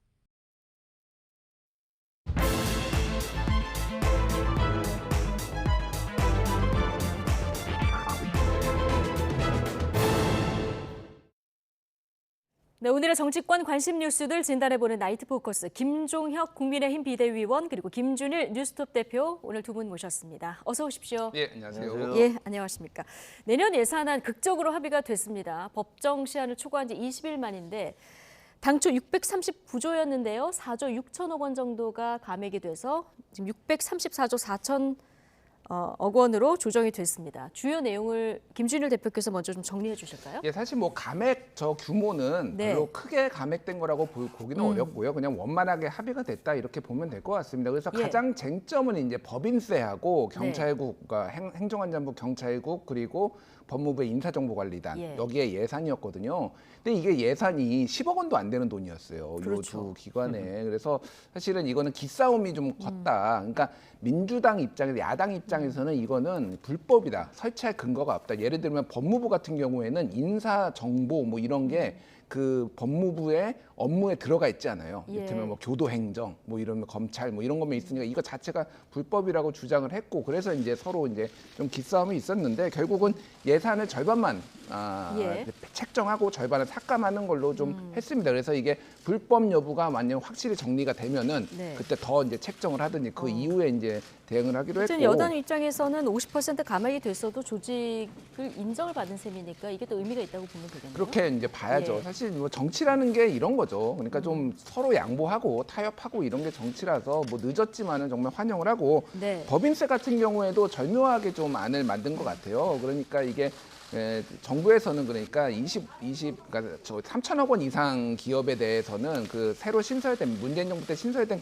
그거에 대해서 그 구간을 아예 없애버리는 걸로 그래서 대기업 감세를 이제 하는 걸로 했는데 민주당에서는 서민 감세도 해야 된다라고 얘기를 했거든요. 그러니까 기업에 대해서 그래서 그러니까 각 구간마다 1%포인트씩 낮추는 걸로 그래서 그렇게. 구간별 1%포인트 이렇게 절충이 되는 그래서 거군요. 전체적으로 감세 기조도 받아들여지면서 예. 민주당에서 주장하는 서민 예. 감세 아니면은 뭐 중소기업 감세도 받아들여지는 그런 안을 도출해냈다. 그래서 네. 뭐 이 포인트가 중요한 게 아니라 결국은 합의를 봤다. 이거에 좀 많이 좀 칭찬해드리고 싶습니다. 예. 예. 지금 마지막까지 쟁점이 됐던 부분 경찰국 예산과 법무부 인사정보관리단 예산이었는데 이게 지금 10억도 안 된다 이 얘기 하지 않으셨습니다. 그래도 마지막까지 쟁점이었는데 합의를 이뤘고요. 대신에 또 이재명 표 예산이 있지 않습니까? 지역사랑 상품 예산 이거 절반이 또 편성이 돼서 어떻게 보면 좀 절반씩 양보했다 이런 평도 나오는 것 같습니다. 어떻게 평가하십니까? 제가 오늘 점심에 이제 송원석 우리 원내 수석하고 그 점심을 하면서 어떻게 될 거냐라고 물어봤더니 이번에 좀 오늘 쉽지 않습니다 이렇게 얘기를 그랬어요? 했었어요. 오전까지만 해도? 그래서 점심까지만 해도 그래서 이게 정말 이렇게 어떡하지? 하면서 서로 이제 점심 먹으면서 다들 같이 앉아 있는 사람들이 걱정을 했었거든요. 근데 저도 깜짝 놀랐어요. 극적으로 타협을 했는데 아주 좋은 거죠. 뭐 어떻게 보면 지금 이제 12월 2일 날 국회 선진화법이 만들어진 이후에 다 12월 2일이면 끝났었는데 이게 계속 12월 9일 날 할 것이다, 12월 15일에 할 것이다 해서 한 4번 정도 기한을 넘겼어요. 계속 넘겨서 그나마 이제 늦었지만 서로 이제 양보를 했잖아요. 근데 이 경찰국에 대해서 경찰위원회가 경찰국 신설은 부적격이다라고 이제 헌법재판소에다가 위헌 신청을 했는데 헌재가 그걸 기각도 아니고 각하를 해버렸어요. 그렇죠. 아예 당신들이 주체가 안 된다. 그렇죠. 당사자 적격이 없다. 그걸 신청하는 것 자체가 자격이 없다라고 얘기하면서 사실상 이제 경찰국 신설 자체는 그거는 행안부가 하는 것이기 때문에 그것을 문제 삼을 수 없다라는 식으로 내린 것들이 이 결정에 영향을 미친 것이 아닌가 이런 생각이 들고요. 글쎄, 근데 저는 좀 궁금했던 게 이재명 대표에 대해서 갑자기 검찰 소환을 하겠다라는 게 발표가 나왔었잖아요. 근데 그게 영향을 미쳤을까? 미쳤을 것 같기도 하고 안 미쳤을 것 같기도 하고 그거는 잘 모르겠습니다. 그건 잘 모르겠고요. 그다음에 12월 28일 날 이제 일몰 법안들을 처리를 한다고 하잖아요. 안전 운임제에 대한 거, 화물연대 안전 운임제 그리고 이제 저희 집권 여당의 입장에서는 주 52시간을 8시간 동안 연장해왔던 그 법안 이게 또 일몰이 되기 때문에 이것들이 이제 서로 처리할 텐데 지금 예상으로는 이것도 서로 이렇게 좀 합의를 해서 각각의 주장을 인정을 하는 선에서 통과되지 않을까 그렇게 예상을 하고 있습니다. 이재명 대표에 대한 검찰 소환이 영향을 미쳤나 이게 물음표를 좀 던져주셨는데 저는 잘 모르겠어요. 어쨌든 오늘 가장 주목받은 뉴스가 역시 제1야당 대표에 대한 검찰의 소환 이 뉴스인데 지금부터 이 얘기 좀 해보겠습니다. 자, 피의자 신분으로 소환 통보를 했고요. 성남FC 후원금 의혹 관련인데 자, 검찰이 이 의혹으로 먼저 이게 칼을 빼든 이유는 어디 있을까요? 아니 그걸로 먼저 빼든 거는 아니라고 생각을 그건 해요. 아니라고 그러니까 지금 이재명 대표에 대해서 수사 선상에 올라 있는 게 5개인가 6개 그렇지 않습니까? 그 대장동이 이제 가장 큰 거죠. 가장 관심도 크고 액수도 크고 이런 것들에 대해서 계속 하고 있는데 지금 검찰이 성남 FC에 대해서 제일 먼저 소환을 한 것은 그만큼 입증이 확실하게 됐다라는 자신감 때문이 아닌가 싶어요. 야당 대표를 더구나 대선 후보로 나왔던 분을 소환을 한다는 것들이 쉬운 일이 아니잖아요. 굉장히 정치적 논란이 벌어질 수 있는 거기 때문에 대장동 사건 같은 경우는 오른팔 왼팔이라는 김용과 정진상 씨 두 분이 다 구속되긴 했지만 아직까지 그게 그 다음 단계로 넘어가는 쉽게 얘기해서 이재명 대표에게 직접 갔다. 연관성이 있다라는 부분을 입증을 하려면 아직까지 시간이 좀 필요한 것 같고요. 하지만 성남FC 같은 경우는 다양한 진술, 증거 이런 것들이 어느 정도 검찰이 자신할 만큼 확보했기 때문에 그것에 근거해서 소환을 요청하지 않았나 이렇게 생각이 듭니다. 여러 가지 수사 관련 중에서 가장 입증이 좀 쉬운 부분이기 때문에 여기서 이제 먼저 소환을 한 것이 아닌가 이렇게 보셨는데요. 아니, 그러니까 정부 여당이 제가 보기에는 검찰이 여러 개 수사하고 있는데 이거를 조율을 해서 1번 이거부터 하고 2번 이렇게 하고 3번 이렇게 할 수가 없어요. 알겠습니다. 어쨌든 이재명 대표가 성남시장 시절에 축구단을 인수하지 않았습니까? 성남FC 구단주를 그래서 겸임하게 되는데 당시 성남FC에 대한 기업 후원금 관련해서 대가성이 있었는지 그리고 특히 제3자 뇌물죄가 적용되는지 이게 쟁점이에요. 그러니까 제가 이재명 대표 수사 관련해서 여러 건이 있잖아요. 그러니까 좀 3가지로 저는 보고 있어요. 꼭 해야 되는 수사. 저는 이건 대장동 건은 어쨌든 이재명 대표와의 연관성 여부를 꼭 수사를 해봐야 된다고 생각을 합니다. 왜냐하면 이 의혹이 너무 많고 여기에서 좀 불법적으로 취득한 돈들이 좀 많이 있기 때문에 해볼 만한 수사. 예를 들면은 선거법 위반이라든지 아니면 변호사비 대납이라든지. 근데 무리한 수사. 이게 대표적인 게 성남FC 이 후원금 수사예요. 왜 이게 무리하냐면은 그러니까 지자체장이 이 기업의 지역에 있는 기업의 현안에 대해서 어느 정도 해결을 해주고 거기에서 이 문제에 있어서 또 서로 도움을 받는 거는 굉장히 많은 지자체에서 비일비재한 거예요.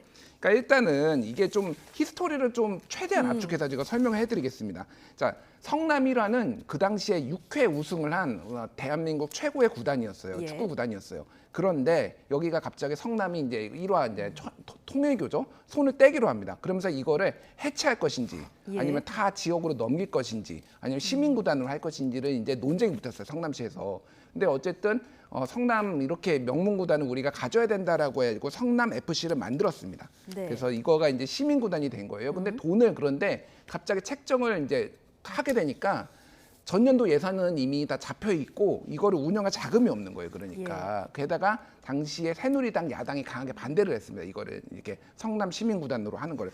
그래가지고 생각을 해낸 게 그러면 어차피 이게 지역사회랑 같이 크는 거니까 지역에 있는 분당에 있는 기업들로부터 후원금을 받자라고 한 거예요. 그리고 그 후원금을 받은 게 이제 30억 두산건설, 뭐 네이버, 뭐 차병원 등등인데 한 6개 기업들고요. 6개 기업 정도 있습니다. 근데 거기에 또 현안들이 있잖아요. 그러니까 이것들을 어느 정도 해결을 해준 거예요. 그러면서 최대한 이게 뇌물 뭐 좀 특혜성으로 보이지 않게 여러 가지 장치를 했습니다. 그러니까 이게 그러니까 불법이라고 볼 수 있는 건지. 그러니까 그러면 이거를 이재명 대표가 혼자 인마이 포켓 뭐 예를 들면 뇌물을 받았다든지 우리가 생각하는 그런 류의 그런 게 아니라는 거죠. 그러니까 시민구단을 운영하기 위해 시민구단이 받았는데 제3자 뇌물이거든요. 이게 정말 웃긴 거예요. 시민구단의 주인은 시민이잖아요. 그럼 시민들이 뇌물을 받았다는 얘기입니다. 제3자 뇌물을. 이 법리 구조상으로 보면은.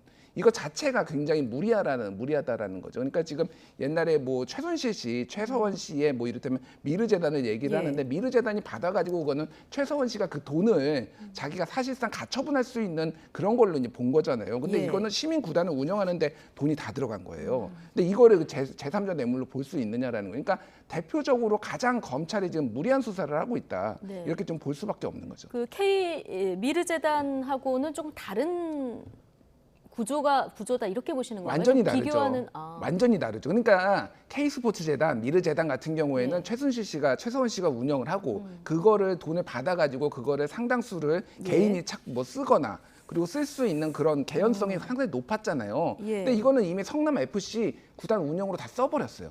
그래서 이거를 정치적 홍보 목적으로 썼다. 뭐 정치적 홍보를 했을 수도 있죠. 근데 그거는 정치적인 문제예요. 그러니까 정치적으로 판단해야 되는 건데 이거를 검찰이 수사하는 거는 이거는 완전 무리한 수사라는 거죠. 무리한 수사다 이렇게 보시는 건데 이재명 대표도 과거 페북에 광고비를 가정해도 이건 시민의 이익이다 이런 글을 남긴 적도 있고요. 민주당에서는 이렇게 따지면 지자체 모두를 전수조사해야 되는 거 아니냐 이런 오늘 얘기도 나왔는데요. 이거를 좀 적극적 행정의 일환으로 볼 여지는 없습니까?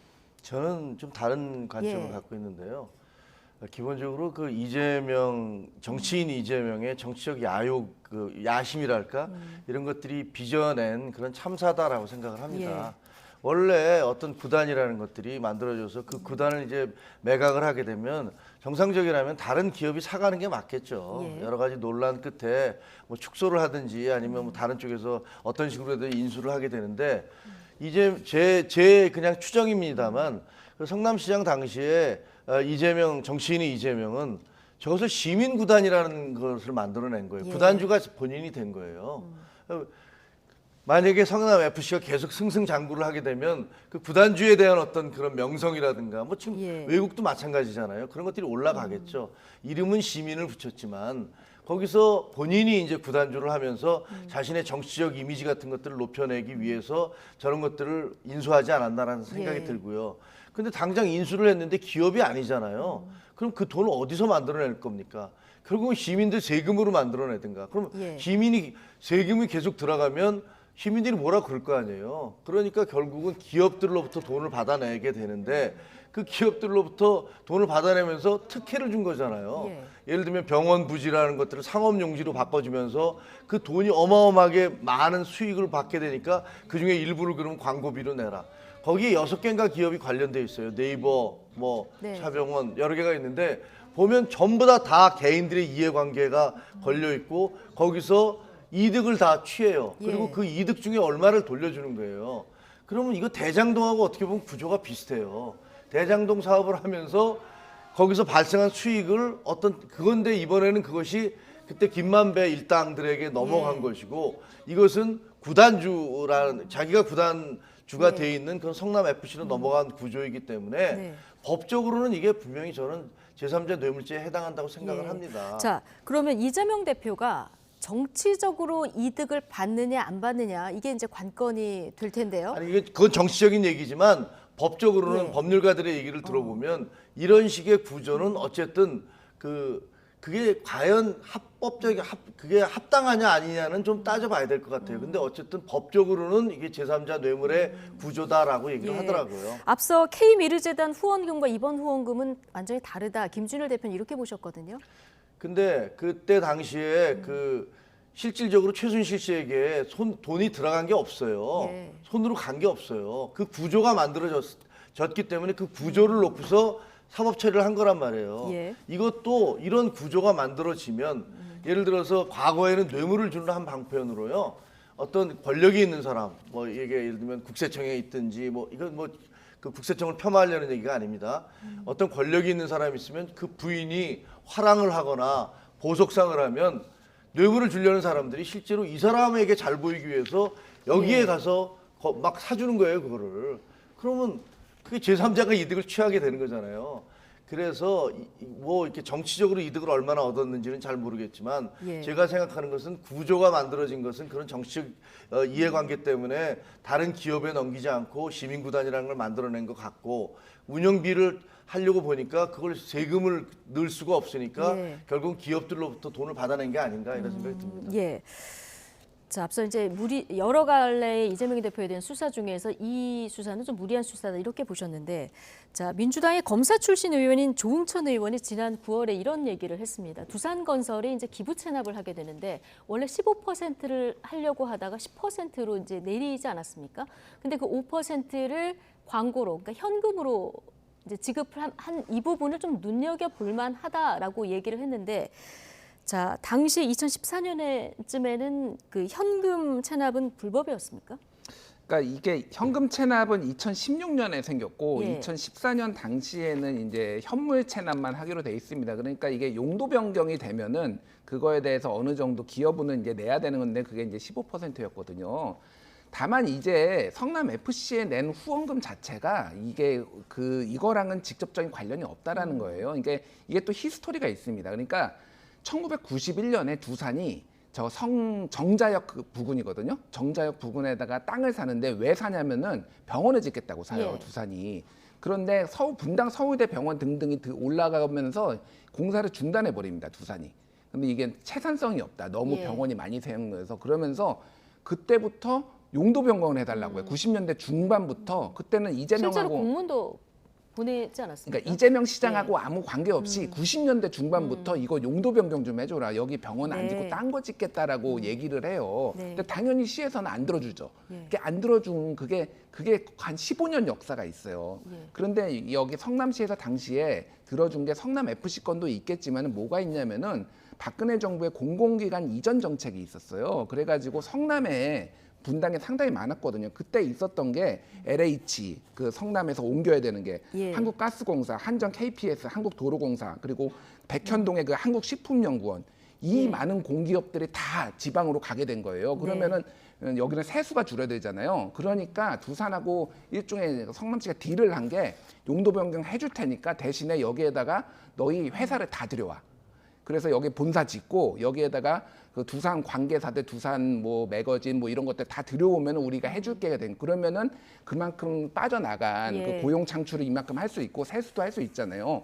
그런 것들을 감안을 하면서 15%에서 10%로 깎아준 거예요. 이게 5%를 어쨌든 5%가 성남 FC 후원금으로 보일 수는 있겠지만은 형식 논리는 어쨌든 그거랑 상관이 없다라는 겁니다. 그러니까 이제 그 부분은 이제 검찰 수사로 밝혀져야 되겠지만은 제가 말씀드리는 거는 이게 그러니까 그 당시에 성남시에 절박함이 있었어요. 그러니까 너무 많이 한꺼번에 세수가 줄어드니까. 그래서 이거를 용도 변경해주는 충분히 명분까지 있었다는 거예요. 이런 거를 하나씩 수사를 하면은 지자체장은 아무것도 못합니다. 알겠습니다. 15년 동안 용도 변경이 안 되다가 이재명 성남시장 시절에 용도 변경이 된 15년간의 긴 히스토리까지 좀 얘기를 해주셨는데, 자, 검찰 소환 통보를 받은 이재명 대표는 작심 발언을 쏟아냈습니다. 이재명이 그렇게 무섭냐? 날을 세웠는데요. 직접 듣고 오시겠습니다.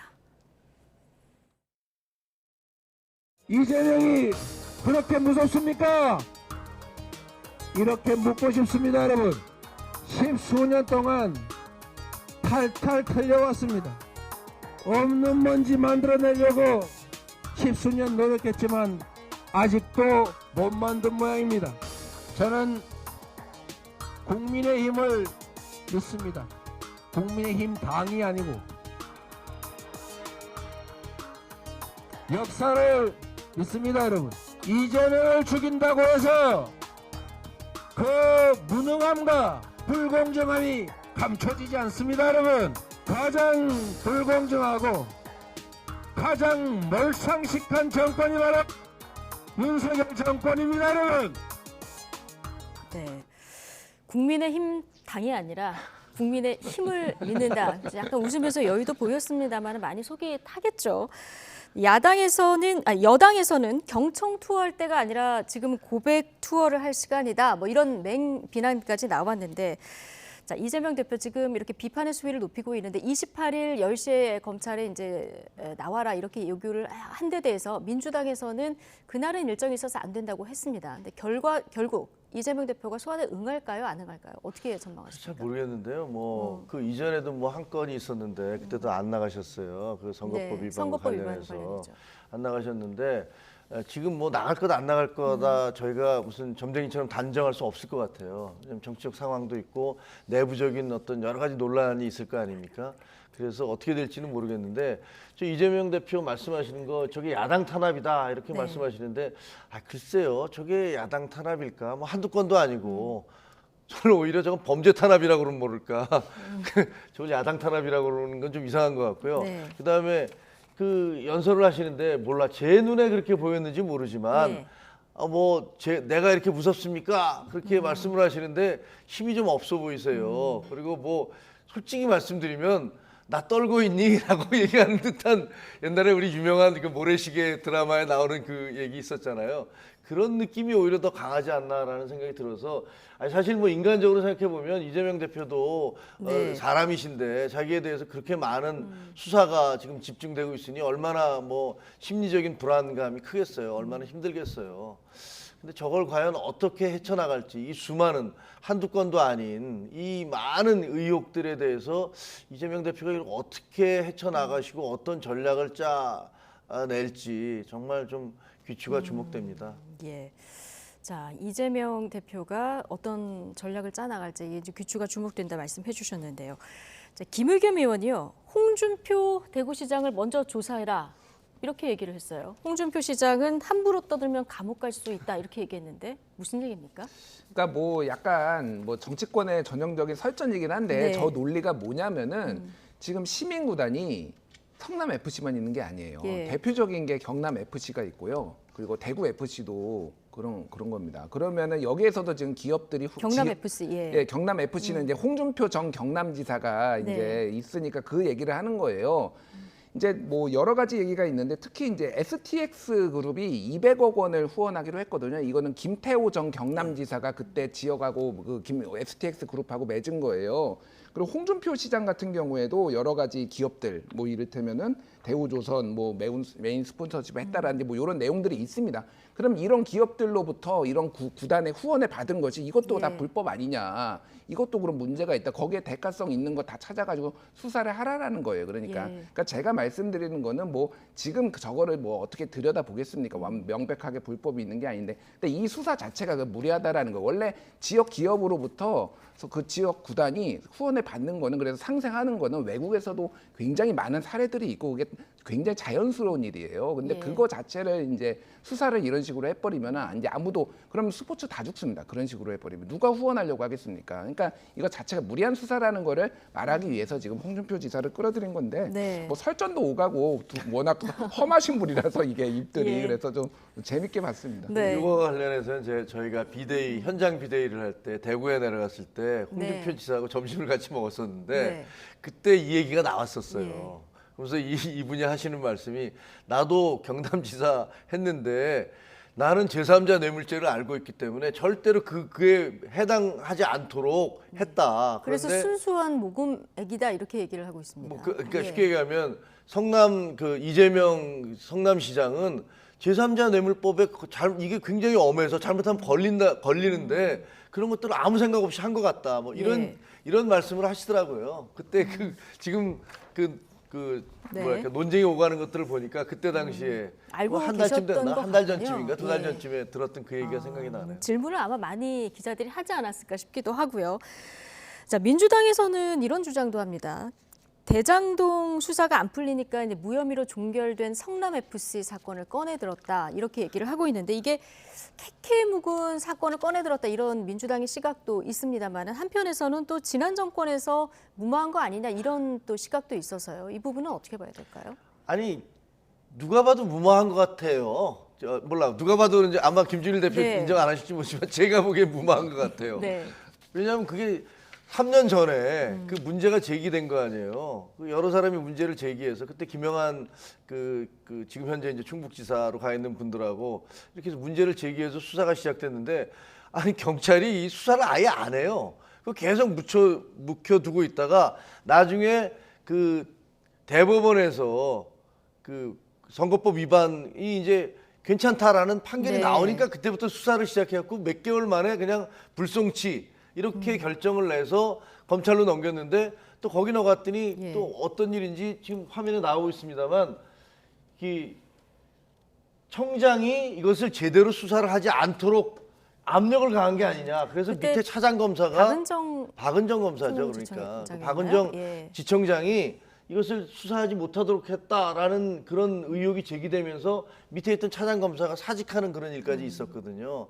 그렇게 보면 지금 새롭게 드러나고 있는 건 그때 당시에도 그랬어요. 누가 봐도 이거 좀 이상한데 왜 이게 이렇게 묵혀두고 있다가 무혐의 처리를 하느냐라는 지적이 있었기 때문에 캐캐 묵은 그런 것을 들춰내서 수사를 하는 게 아니라 대장동 사건도 마찬가지지만 그 이전 정권에 있어서 수사를 엉터리로 해서 덮어두고 있다가 지금 이제 비로소 제대로 된 수사를 하고 있는 거 아니냐 그렇게 생각을 합니다.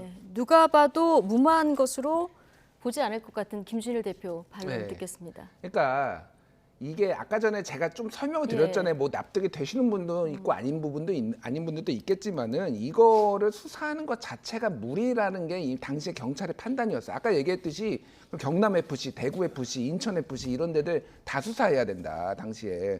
아까 전에 좀 설명을 드리다 말았는데 홍준표 지사가 어떻게 했냐면은 대우조선 그리고 지역에 있는 16개 기업의 대표들을 경남 FC 재정이사로 임명을 합니다. 그럼 이런 식으로 자리 내주면은 이거는 문제가 있는 거 아닌가요?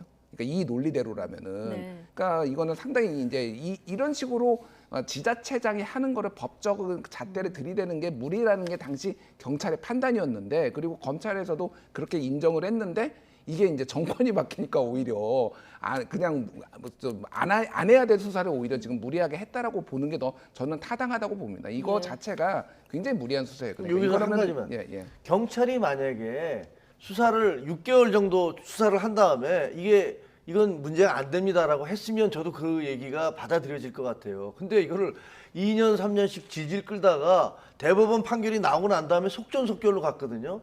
그것은 이게 경찰이 그때 당시에 상당히 정치적인 고려를 해가면서 쉽게 얘기하면 간을 보고 있었구나.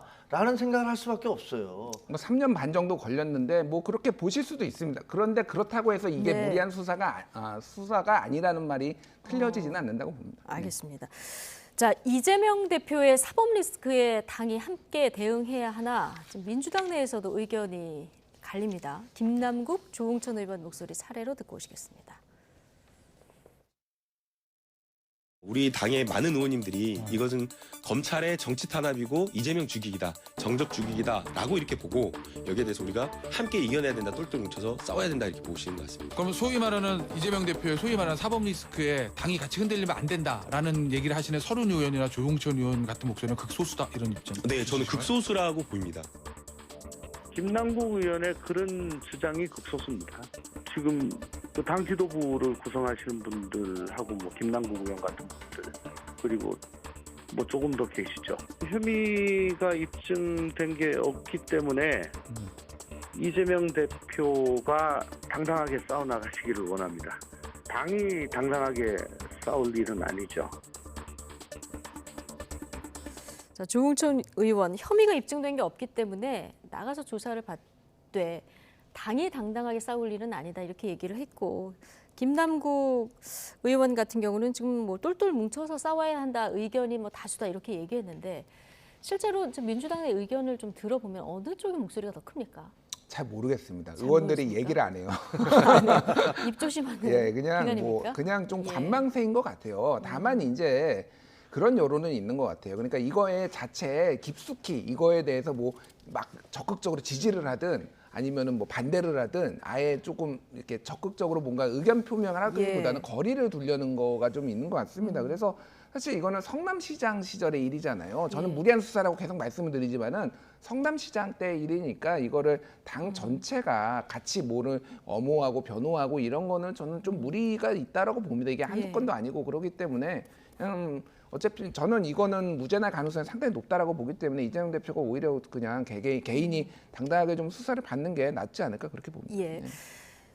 앞서 말씀하셨지만 이재명 대표를 향한 수사가 이 성남 FC 말고 좀 대장동 수사도 이제 향하고 있고 백현동 수사도 있고요. 그렇죠. 그리고 변호사비 대납 의혹 수사도 있어서 그렇습니다. 이번에 만약에 소환에 응하지 않더라도 소환 요구가 또 있을 수 있을 텐데요. 이렇게 되면은 여야 대치 상황은 계속되는 겁니까? 글쎄요, 그게 뭐 여야 대치 상황으로 가야 될지는 사실 잘 모르겠습니다. 왜냐하면 이게 지금 김준일 대표도 얘기하셨듯이 지금 대표를 맡은 다음에 무슨 벌어진 일들도 아니고 그리고 이것을 무슨 정부 여당이 먼저 문제 삼아서 시작된 것도 아니고 이미 대선 전국부터 그 내부에서 문제 제기가 돼서 경선 과정에서 경쟁자가 문제를 제기를 해서 논란이 되기 시작했던 거 아닙니까? 그리고 언론 보도가 추적 보도가 이루어지고 그 과정에서 그 백현동이라 처음엔 대장동부터 시작했지만 알고 봤더니 그 기네스북에 오를 만한 건설이 이루어진 백현동 사건까지 또 불거지고요. 그러다 보니까 쌍방울의 변호사비 대납이라니 지금 쌍방울 전 회장이었던 분은 달아나 있잖아요. 지금 태국인가 어디로 도망가서 들어오지도 않고 있어요. 이런 것들이 다 얽혀 있기 때문에 이거는 글쎄요, 이게 무슨 정치적인 탄압이라고 할 수 있을까요? 어떻게 보면 굉장히 그 부패 범죄잖아요, 이거는. 근데 그거를 국민들이 만약에 이것을 그 김남국 의원이나 그 이재명 대표와 가까운 분들이 주장하는 대로 이걸 검찰이 수사를 하지 않는다면 국민들이 가만히 있으실까요? 저런 범죄를 그냥 놔둬도 된다? 저런 범죄 의혹이 있는데 더구나 최측근들이 다 구속됐지 않습니까? 지금 나오는 남욱 씨나 이런 분들이 하는 얘기들을 보면 정말 입이 쫙쫙 벌어져요.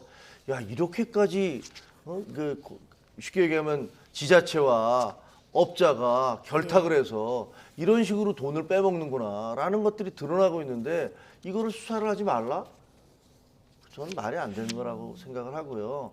이 사건 뭐 지금은 진짜로 아무것도 아니죠. 성남 FC 부분은 논란이 될 수 있는 부분도 있어서 나가서 뭐라고 얘기한들 어떻게 될지 모르겠지만 나머지 다른 부분들이 더 큰 눈덩이가 지금 막 굴러 내려오고 있는데 그건 어떻게 피하실지 잘 모르겠어요. 네, 검찰의 제1야당 대표에 대한 소환 얘기 여기까지 하도록 하고요. 자, 오랜만에 이분 얘기 좀 해볼까요? 김건희 여사가 연말을 맞아서 오늘 쪽방촌을 찾았습니다.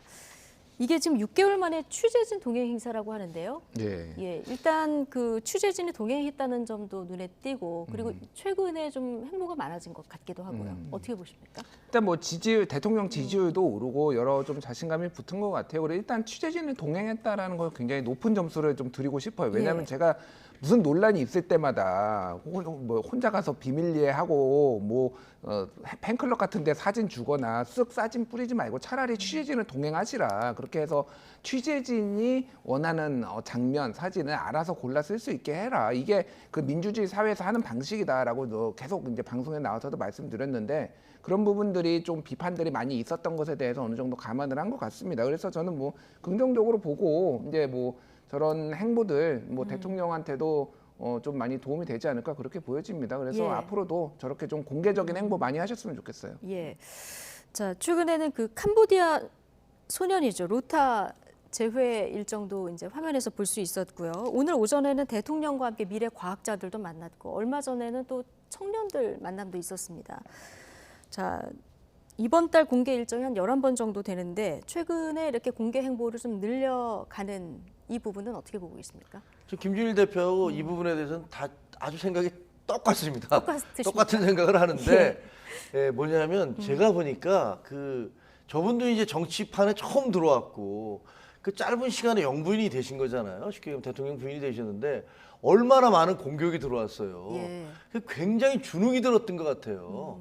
어떻게 보면 그 여자로서 뭐 인간으로서 그 모멸적인 그런 공격들이 워낙 많았기 때문에 뭐 하나 행동할 때마다 그것이 좀 두렵고 예. 그런 부분들이 있는 것 같아요. 근데 이런 부분들이 조금씩 정리가 되면서 정상적인 대통령 부인으로서의 활동을 시작한 것이라고 생각을 예. 하고요. 예. 저는 언론에서 김 여사에 대한 얘기를 좀 덜 했으면 좋겠어요. 그냥 덜 했으면 좋겠다. 예, 덜 했으면 좋겠어요.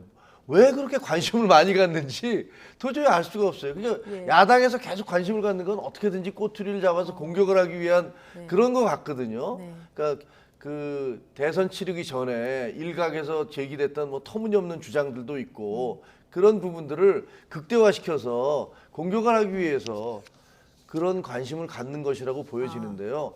그냥 대통령 부인으로서 활동을 하게 내버려 뒀으면 좋겠다. 그러면 본인이 알아서 영부인으로서 해야 될 일을 할 것이다. 이렇게 네. 생각을 합니다. 얘기를 좀 덜 했으면 좋겠다 하셔서 여기까지만 얘기하고 다음 주제로 넘어가겠습니다. 자, 정진석 국민의힘 비대위원장이 방송사 시사 프로그램의 패널 불균형이 심각하다면서 문제 제기를 했습니다. 관련 발언 직접 듣고 오시겠습니다. 저는 오늘 모든 방송사에 공문을 하나 보내려고 합니다. 시사 보도 프로그램에 출연하는 보수 진보 패널 간의 균형을 맞춰주십시오. 방송사들의 패널 구성을 찬찬히 들여다보면 형식상의 구색만 갖췄을 뿐 윤석열 정부와 집권 여당의 일방적으로 불리한 구조로 이루어져 있습니다. 세상에 별의별 보수가 다 있겠습니다만 대통령 비아냥거리고 집권 여당 욕하는 사람이 어떻게 보수를 자처할 수 있겠습니까? 네, 실제 방송사의 그 시사 토론 프로그램의 패널 구성을 할 때 균형을 맞춰달라 이런 공문도 발송을 했는데 민주당에서는 노골적인 언론 길들이기다 이렇게 지금 언론 탄압이다 반발을 하고 있는데요. 김준일 대표께서는 이번 사안 어떻게 보십니까? 제가 개인적으로 정진석 위원장을 좀 높이 평가했는데 네. 이번에 정말 많이 실망했습니다. 정진석 위원장한테 왜 실망을 했냐면은 언론인 출신이세요. 한국일보 기자 출신이고 예. 상당히 언론 자유에 대해서 전에도 문재인 정부의 잘못된 방향에 대해서 목소리를 내셨는데 이런 식으로 노골적으로 이런 식으로 좀 언론 탄압성에 가까운 이런 거를 하시는지 모르겠는데 일단은 가짜 자유민주주의자신 것 같아요. 정진석 가짜 위원장이 자유민주주의자이신 것 그러니까 같다. 자유민주주의의 기본은 다원주의입니다. 예. 다원주의에 대한 존중이에요. 이게 무슨 얘기냐면은 그러니까 쉽게 얘기를 하면은 미국, 뭐 유럽, 영국 이런 데에서 어느 집권 여당이 뭐 보수든 진보든 당신의 정치적 신념이나 이런 거를 가지고 방송에서 나와서 얘기를 하는데 이거를 가지고 정부편을 안 들어준다고 공문을 보냅니까? 이런 거는 이제 딱 그거죠. 황구시보. 그러니까 전체주의 스타일이에요. 그러니까 전체주의 스타일. 예. 그러니까 아예 그러면 다 국영 방송을 만드십시오. 차라리. 그러니까 황구15일, 황구15이, 황구15 만들어가지고 그렇게 하시면 될 것 같고 저는 TV조선 뭐 예를 들면은 뭐 채널 A, MBN 다 나가거든요. 거기에 나가면은 비율이 보수 3, 뭐 진보 1에 저를 뭐 굳이 진보로 분류를 한다라면은 그러면은 이게 뭐 형평이 맞는 겁니까? 민주당에서 근데 그런 제기 안 해요. 왜냐하면 거기에는 거기에 색깔이 있는 거잖아요. 각자의 방송사마다 자신들이 원하는 패널이 있는 거고 보수에서도 이를테면 유승민 지지하는 사람이 있고 뭐 안철수 지지하는 사람이 있고 다양한 거 아닙니까? 왜 그거를 다 모두권 윤석열 지지자로만 내보내야 되는 건가요? 그러니까 다원주의에 대한 기본적인 존중이 없다라고 말씀드리고 진짜 자유민주주의 하려면은 미국 스타일로 좀 제대로 좀 해줬으면 좋겠습니다. 수정헌법 1호에 언론의 자유가 있는 데는 다 이유가 있는 겁니다. 후배 기자이신 김준일 대표께서 매우 강하게 좀 비판을 해주셨는데 자, 사안에 따라서요. 보수 내에서도 의견이 갈리는 그런 사안이 있고 진보 내에서도 의견이 갈리는 사안이 있습니다. 뭐 그렇죠. 가깝게는 최근에 국민의힘 그 경선 룰 변경한 부분에 대해서 의견이 좀 그 보수 진영 내에서도 갈리고 진보 진영으로 와보면 조금 전에 얘기 나눈 이재명 대표의 사법 리스크에 당이 어떻게 대응해야 되느냐, 아니면 좀 멀리 가보면은 조국 전 사태 때 이렇게 의견이 갈리는 이런 부분들이 있었거든요. 근데 사안마다 같은 진영에서도 의견이 갈리는 이런 사안이 있는데 패널의 균형을 어떻게 맞춰야 되나, 자, 어떻게 보십니까? 그러니까 지금 그 정진석 위원장이 말씀하신 것은 뭐 탄압의 의도라기보다는 어떻게 보면 푸념과 항의 같은 거라고 생각을 푸념과 하는데요. 항의, 예. 그리고 그것을 뭐 뒤에서 음험하게 전화를 걸어서 한다라든가 뭐 특정 언론사를 찍어서 한다기보다는 그냥 차라리 공개적으로, 오히려 공개적으로 우리한테 이렇게 좀 해달라라고 이제 요구를 하신 거잖아요. 그게 과거와 같은 뭐 탄압의 형태라고 생각하는 건 조금 아니라고 생각을 하고요. 근데 이제 우리 쪽에서는 그런 느낌이 있어요. 그러니까 그 김준일 대표도 마찬가지지만 이게 진보 진영이나 이런 패널들은 최소한의 애정을 갖고 있는 것 같은데 최근에 보면은 이제 특히 이제 특정 매체들이 있는데 저희한테 굉장히 비판적인 몇몇 매체들이 보면 이 저희들을 대변해주는 사람이라고 초청을 해서 나오는데 보면 그 야당 패널보다 훨씬 더 저희를 비판하고 공격하는 분들이 나오세요. 그래서 구성을 그렇게 해서 마치 남들이 보면 저거 그 여야 균형을 맞췄구나라고 생각을 하는데 보면 거의 일방적인 공격을 하게 하는 모습들을 많이 목격을 하거든요. 근데 민주당 쪽도 또 이재명 대표 얘기할 때 그렇게 생각할 수도 있거든요. 아니 그러니까 예를 들면 그 민주당에서 의원이라든가 그 나름대로 당직을 갖고 있다든가 이런 분들이 나와서 하시는 거는 그건 얼마든지 그럴 수 있다고 생각을 해요. 그리고 우리도 예를 들면 지금 유승민 대표가 나와서 막 말씀을 하시잖아요. 그리고 당의 어떤 직을 갖고 있는 분들이 나와서 비판을 하고 그래요. 그건 그럴 수 있다라고 생각을 해요. 그런데 본인은 나는 패널은 보수 패널이야 라고 얘기를 하는 분이 나와서 실제로는 전혀 그 우리에 대해서 일방적인 공격을 하는 그런 모습들을 그걸 지적한 거라고 생각을 해요. 특정 패널을 뭐 염두에 두고 하신 발언은 아니겠죠? 몇몇 분은 생각을 했겠죠. 뭐 그거 없이 뭐 얘기를 했겠습니까? 근데 뭐 제가 그게 누군지를 말씀드릴 수는 없는 것 같고요. 저도 또 그 머릿속에 들어가지 않았기 때문에 누군지를 얘기할 수는 없는 거죠. 알겠습니다. 저희가 균형이 좀 어긋나는 것 같다 그러면 앵커가 중간에서 뭐 잘 아시겠지만 잡기도 하고 잘 그러니까요. 하시잖아요. 그러니까 뭐 많이 해보셨으니까 우리 김종혁 비대위원님도 방송을 하셨기 때문에 아마 이런 방송사의 고충도 잘 아실 거라고 저희가 믿습니다. 이거 돌려서 저렇게 하는 것 같은데. 얼마나 지금 힘드시면 앵커가 이런 말씀 하십니까? 조금 적당히 좀 하십시오, 정말. 네. 뉴스나이트 오늘 여기까지 하겠습니다. 김종혁 국민의힘 비대위원 그리고 김준일 뉴스톱 대표 두 분과 함께했습니다. 고맙습니다.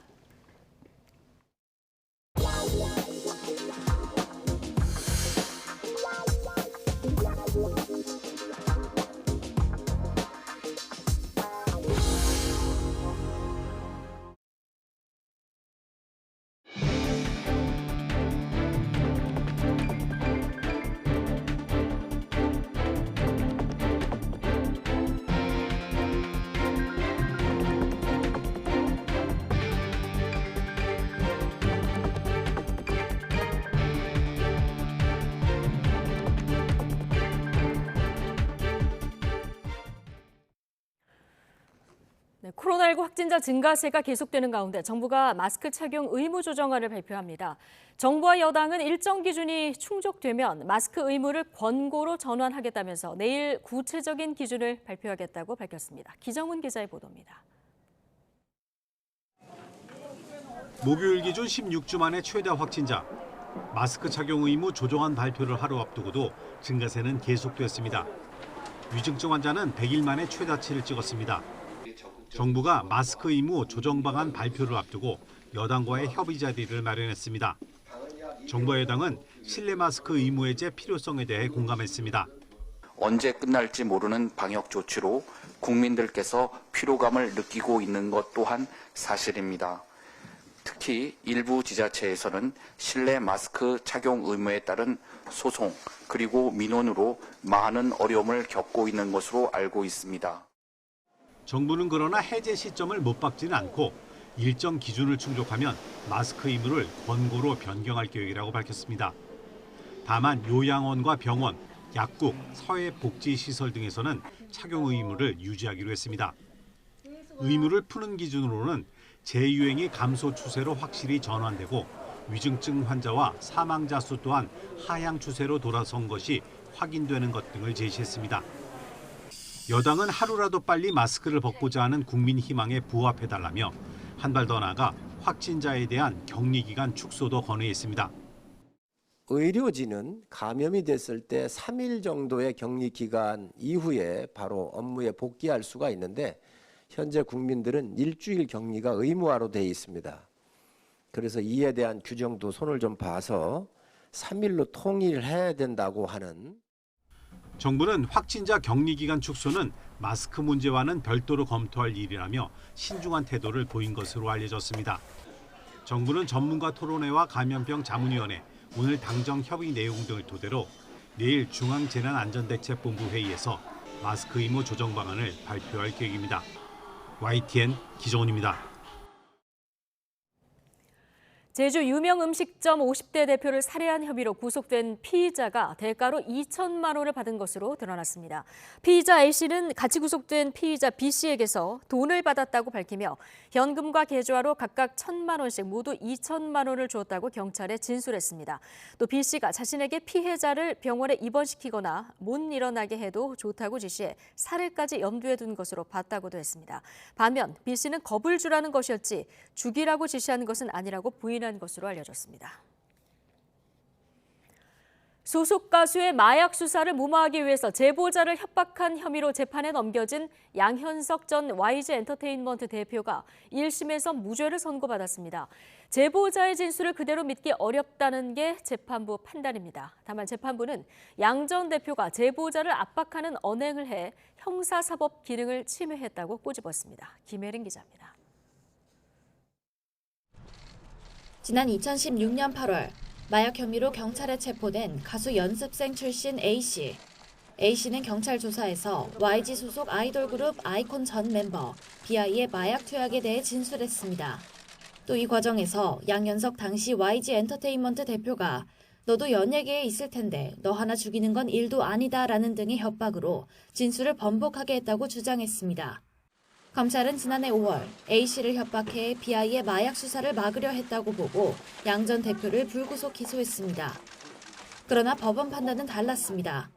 1심 재판부는 사람의 기억이 점차 흐려지는 게 일반적이지만 A씨는 시일이 지나고 조사가 진행될수록 구체적이고 상세한 진술을 하고 있다면서 수사 단계에서 경찰이 구체적, 자극적인 피해 진술을 끌어내기 위해 특정 방향으로 유도하는 암시를 줘 A씨의 진술을 왜곡, 강화한 게 아닌지 매우 의심스럽다고 지적했습니다. 또 A씨가 양 전 대표의 협박으로 공포감을 느꼈다면서도 다른 YG 소속 가수와 마약류를 흡연하고 진술을 번복한 대가로 5억 원을 요구하는 등 A씨 진술을 신뢰하기 어렵다며 양 전 대표의 협박 혐의를 무죄로 판단했습니다. 다만 양 전 대표가 A씨를 설득하고 압박하는 언행을 한 것은 사실로 보이고 이는 형사사법 기능을 침해하는 행위로 비난 가능성이 크다고 꼬집었습니다. 재판부의 판결에 깊은 존경과 감사의 말씀드립니다. 저는 이제 본연의 자리에서 최선의 노력을 다하도록 하겠습니다. 검찰은 판결문을 분석한 뒤 결정하겠다면서도 항소를 적극 검토하겠다고 밝혔습니다. BI는 지난해 5월 뒤늦게 재판에 넘겨져 징역 3년에 집행유예 4년을 확정받았습니다. YTN 김혜린입니다. 네, 고3 학생 가운데 1등급이 단 한 명도 없는 학교가 43곳인 것으로 조사됐습니다. 상대평가의 특성상 학생이 적은 학교는 1등급이 나올 수 없기 때문인데요. 인구가 적은 지역은 대학 진학 기회가 제한돼서 논란입니다. 보도에 김연아 기자입니다. 전국 상위권 대학의 수시 내신 등급 컷은 대부분 1, 2등급, 교과 성적 상위 4%는 1등급, 11%까지는 2등급으로 이들이 상위권 대학 수시에서 경쟁하는 겁니다. 그런데 전국 43개 고등학교에선 내신 1등급이 한 명도 없는 것으로 나타났습니다. 현재의 등급제 상대평가 계산법상 전체 고3 학생이 13명이 되지 않는 학교는 성적과 관계없이 1등급이 나올 수 없어서입니다. 강원도가 가장 심각해서 1등급이 없는 학교가 12곳이나 됐고 전북이 10곳, 전남 8곳, 경북과 경남이 각 5곳, 인천에서도 3개 학교가 1등급이 없었습니다. 아무리 잘해도 2등급부터 시작하니 상위권 대학 수시는 불가능한 전형이나 마찬가지입니다. 이들 학교는 거의 대부분 비수도권 지역과 농사노촌 지역에 위치해 있습니다. 내신 상대평가제로 인해서 엄청난 격차와 차별이 지속된다는 것을 예고하는 것입니다. 1등급 비율인 4%를 채우지 못하는 정원 25명 미만인 학교도 전국 110개 교에 달했습니다. 이들 학교는 1등급이 단 1명인데 언제 학생이 더 줄어서 그 1명마저 없어질지 불안할 수밖에 없습니다. 결국 선택 과목도 왜곡되는데 듣고 싶은 과목보다 수강 신청이 많은 과목을 들어야 내신 따기가 수월하기 때문입니다.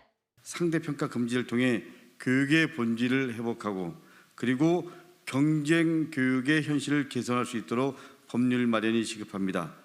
정부는 이런 점을 고려해 고교 학점제가 도입되는 2025년 이후엔 절대평가를 도입할 예정이지만 이 역시 지연될 가능성이 있습니다. 또 절대평가 역시 고교 서열화를 강화할 우려가 있어서 기울어진 운동장에 서 있는 인구 소멸 지역 학생들을 위한 대책이 시급하다는 지적입니다. YTN 김연아입니다. 앞으로 주택 가격이 20% 더 떨어지면 대출자 100명 가운데 5명은 집을 팔아도 빚을 갚지 못할 거라는 분석이 나왔습니다. 한국은행이 발표한 금융안정 보고서를 보면 주택 가격이 지난 6월 말보다 20% 하락한다면 원리금 상환 부담이 크고 자산을 매각해도 빚을 갚기 어려운 고위험 가구 비중이 3.3%에서 4.9%까지 늘 것으로 추산됐습니다. 또 최근 들어서 전셋값이 급락하면서 집주인의 11%는 따로 대출을 받아야 전세금을 돌려줄 수 있는 것으로 추정됐습니다. 올해 코스피 등락률이 주요 20개국 증시 지표 가운데 사실상 꼴찌에 머문 것으로 나타났습니다. 코스피는 올해 첫 거래일 이후 지난 20일까지 21.93% 하락했습니다. G20 주요 증시 지표 가운데 코스피보다 하락폭이 더 큰 나라는 마이너스 40.4%를 기록한 러시아뿐이었습니다. 러시아가 장기간 우크라이나와 전쟁 중이라는 점을 고려하면 사실상 코스피 성적이 최하위인 셈인데 이는 국내 증시에서 비중이 큰 반도체 산업의 억팡이 올해 부진했기 때문으로 풀이됩니다. 윤석열 정부 출범 이후 만들어진 행정안전부 경찰국에 대한 헌법재판소의 판단이 나왔습니다.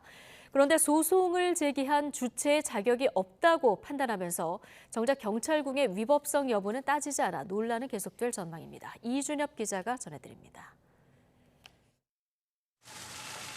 지난 8월 행정안전부 경찰국이 출범하자마자 국가경찰위원회는 유감을 표명했습니다.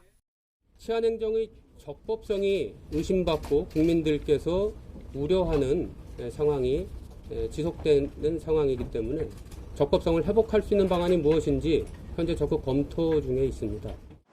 경찰국 설치를 발표 때부터 줄곧 반대해온 경찰위는 헌법재판소에 권한쟁의 심판을 청구했습니다. 국가경찰사무에 관한 주요 정책은 경찰위에서 심의와 의결을 거쳐야 하는데 이를 생략해 무효라는 겁니다. 석 달 만에 헌재가 내린 결론은 각하였습니다. 경찰위가 청구한 권한쟁의 심판은 헌법에 의해 설치된 국가기관만이 당사자가 될 수 있다고 판단했습니다. 따라서 경찰위는 설치 근거가 경찰법이어서 여기에 해당하지 않는다고 결론 내렸습니다. 헌재가 권한쟁의 자격만 판단하고 경찰국 신설이 적법한지에 대해서는 따져보지 않으면서 관련 논란도 이어지게 됐습니다. 당장 국회에선 2억 900만 원에 이르는 경찰국 관련 예산이 논란이었습니다. 정부 조직법에서 정한 행안부 소관 사무에 경찰국이 포함되느냐 안 되느냐를 두고 여야가 다르게 해석하기 때문입니다. 게다가 노동운동 동료들을 밀고 한 대가로 특채됐다는 의혹을 받는 김순호 초대 경찰국장이 최근 초고속 승진을 하게 되면서 또 다른 논란을 빚고 있습니다. 의혹이 해소되지 않은 상황에서 경찰국과 관련된 보훈 인사가 아니냐는 비판이 경찰 내부에서 나온 겁니다. 김순호 국장 승진으로 이대 국장을 조만간 맞이하게 될 경찰국은 여전히 여러 논란거리를 안고 있습니다. YTN 이준엽입니다. 문재인 전 대통령에 대해서 공산주의자라고 발언한 이유 등으로 해임됐던 고영주 전 방송문화진흥회 이사장이 해임 처분을 취소해달라며 낸 소송 1심에서 이겼습니다. 지난해 이 발언과 관련한 명예훼손 혐의를 무죄로 본 대법원 판결이 영향을 미쳤습니다. 홍민기 기자입니다. 고영주 전 이사장은 지난 2015년 10월 MBC 대주주인 방송문화진흥회 이사장에 임명됐습니다. 하지만 그 직후 당시 야당이었던 새정치민주연합의 문재인 대표를 두고 했던 과거 발언이 알려져 거센 논란을 일으켰습니다. 그 문재인 대표에게도 공산주의자라고 말한 사실이 있죠? 공산주의자라고 말한 것이 아니고 공산주의자라고 확신하고 있다고 얘기를 했습니다. 고 전 이사장은 명예훼손 혐의로 고소당해 검찰 수사를 받았고 2년 뒤인 2017년엔 부당 노동 행위를 지시했다는 의혹도 불거졌습니다. 당시 파업에 나선 MBC 노조가 고 전 이사장이 특정 조합원을 업무에서 배제할 것을 지시했다고 폭로한 겁니다. 방송문화진흥회는 고 전 이사장에 대한 불신임안을 가결했고 방송통신위원회도 부당노동 행위를 조장하고 이념적 편향성으로 사회적 파장을 불러일으켰다며 이사직에서 해임했습니다. 그러자 고 전 이사장은 지난 2018년 방통위에 해임 처분을 취소해달라는 행정소송을 냈는데 명예훼손 혐의 형사재판이 따로 진행되는 동안 재판이 중단됐습니다. 그 사이 대법원은 지난해 9월 고 전 이사장에게 유죄를 선고한 원심을 깨고 사건을 무죄 취지로 돌려보냈습니다. 어느 한 개인이 공산주의자인지는 생각에 대한 평가일 수밖에 없어서 명예를 훼손할 만큼 구체적인 사실을 적시했다고 보기 어렵다고 판시했는데 파기환송심에서도 이에 따라 무죄가 선고됐습니다. 대법원 판결은 고 전 이사장이 제기한 해임 취소 소송에도 영향을 미쳤습니다. 1심 재판부는 공산주의자 발언에 대해선 이미 형사재판에서 무죄가 선고됐고 부당노동 행위 혐의 역시 검사가 증거 불충분으로 처분한 사건이라며 방통위의 해임 사유가 정당하지 않다고 판단했습니다. 방통위는 고 전 이사장이 일부 부적절한 보도에 아무런 조치를 하지 않는 등 MBC에 대한 감시를 소홀히 했다고도 주장했지만 법원은 이사회 결의에 따른 조치인 만큼 해임 사유가 될 수 없다고 지적했습니다. YTN 홍민기입니다. 국민의힘 이준석 전 대표가 내년 3월 당대표 선거를 앞두고 당원 당규를 개정하는 것은 당 안정성을 해칠 수 있다, 이렇게 비판했습니다. 이른바 김장연대에 대해서는 평가절하했는데요. 직접 들어보시죠.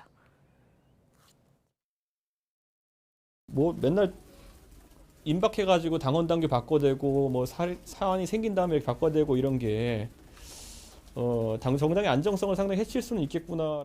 김장연대 이런 얘기도 많고, 네. 뭐 이제 후보들이 점점 나오고 있잖아요. 어떻게 평가하고 계세요? 새우 두 마리가 모이면 새우 두 마리고요. 절대 고래가 되지 않습니다.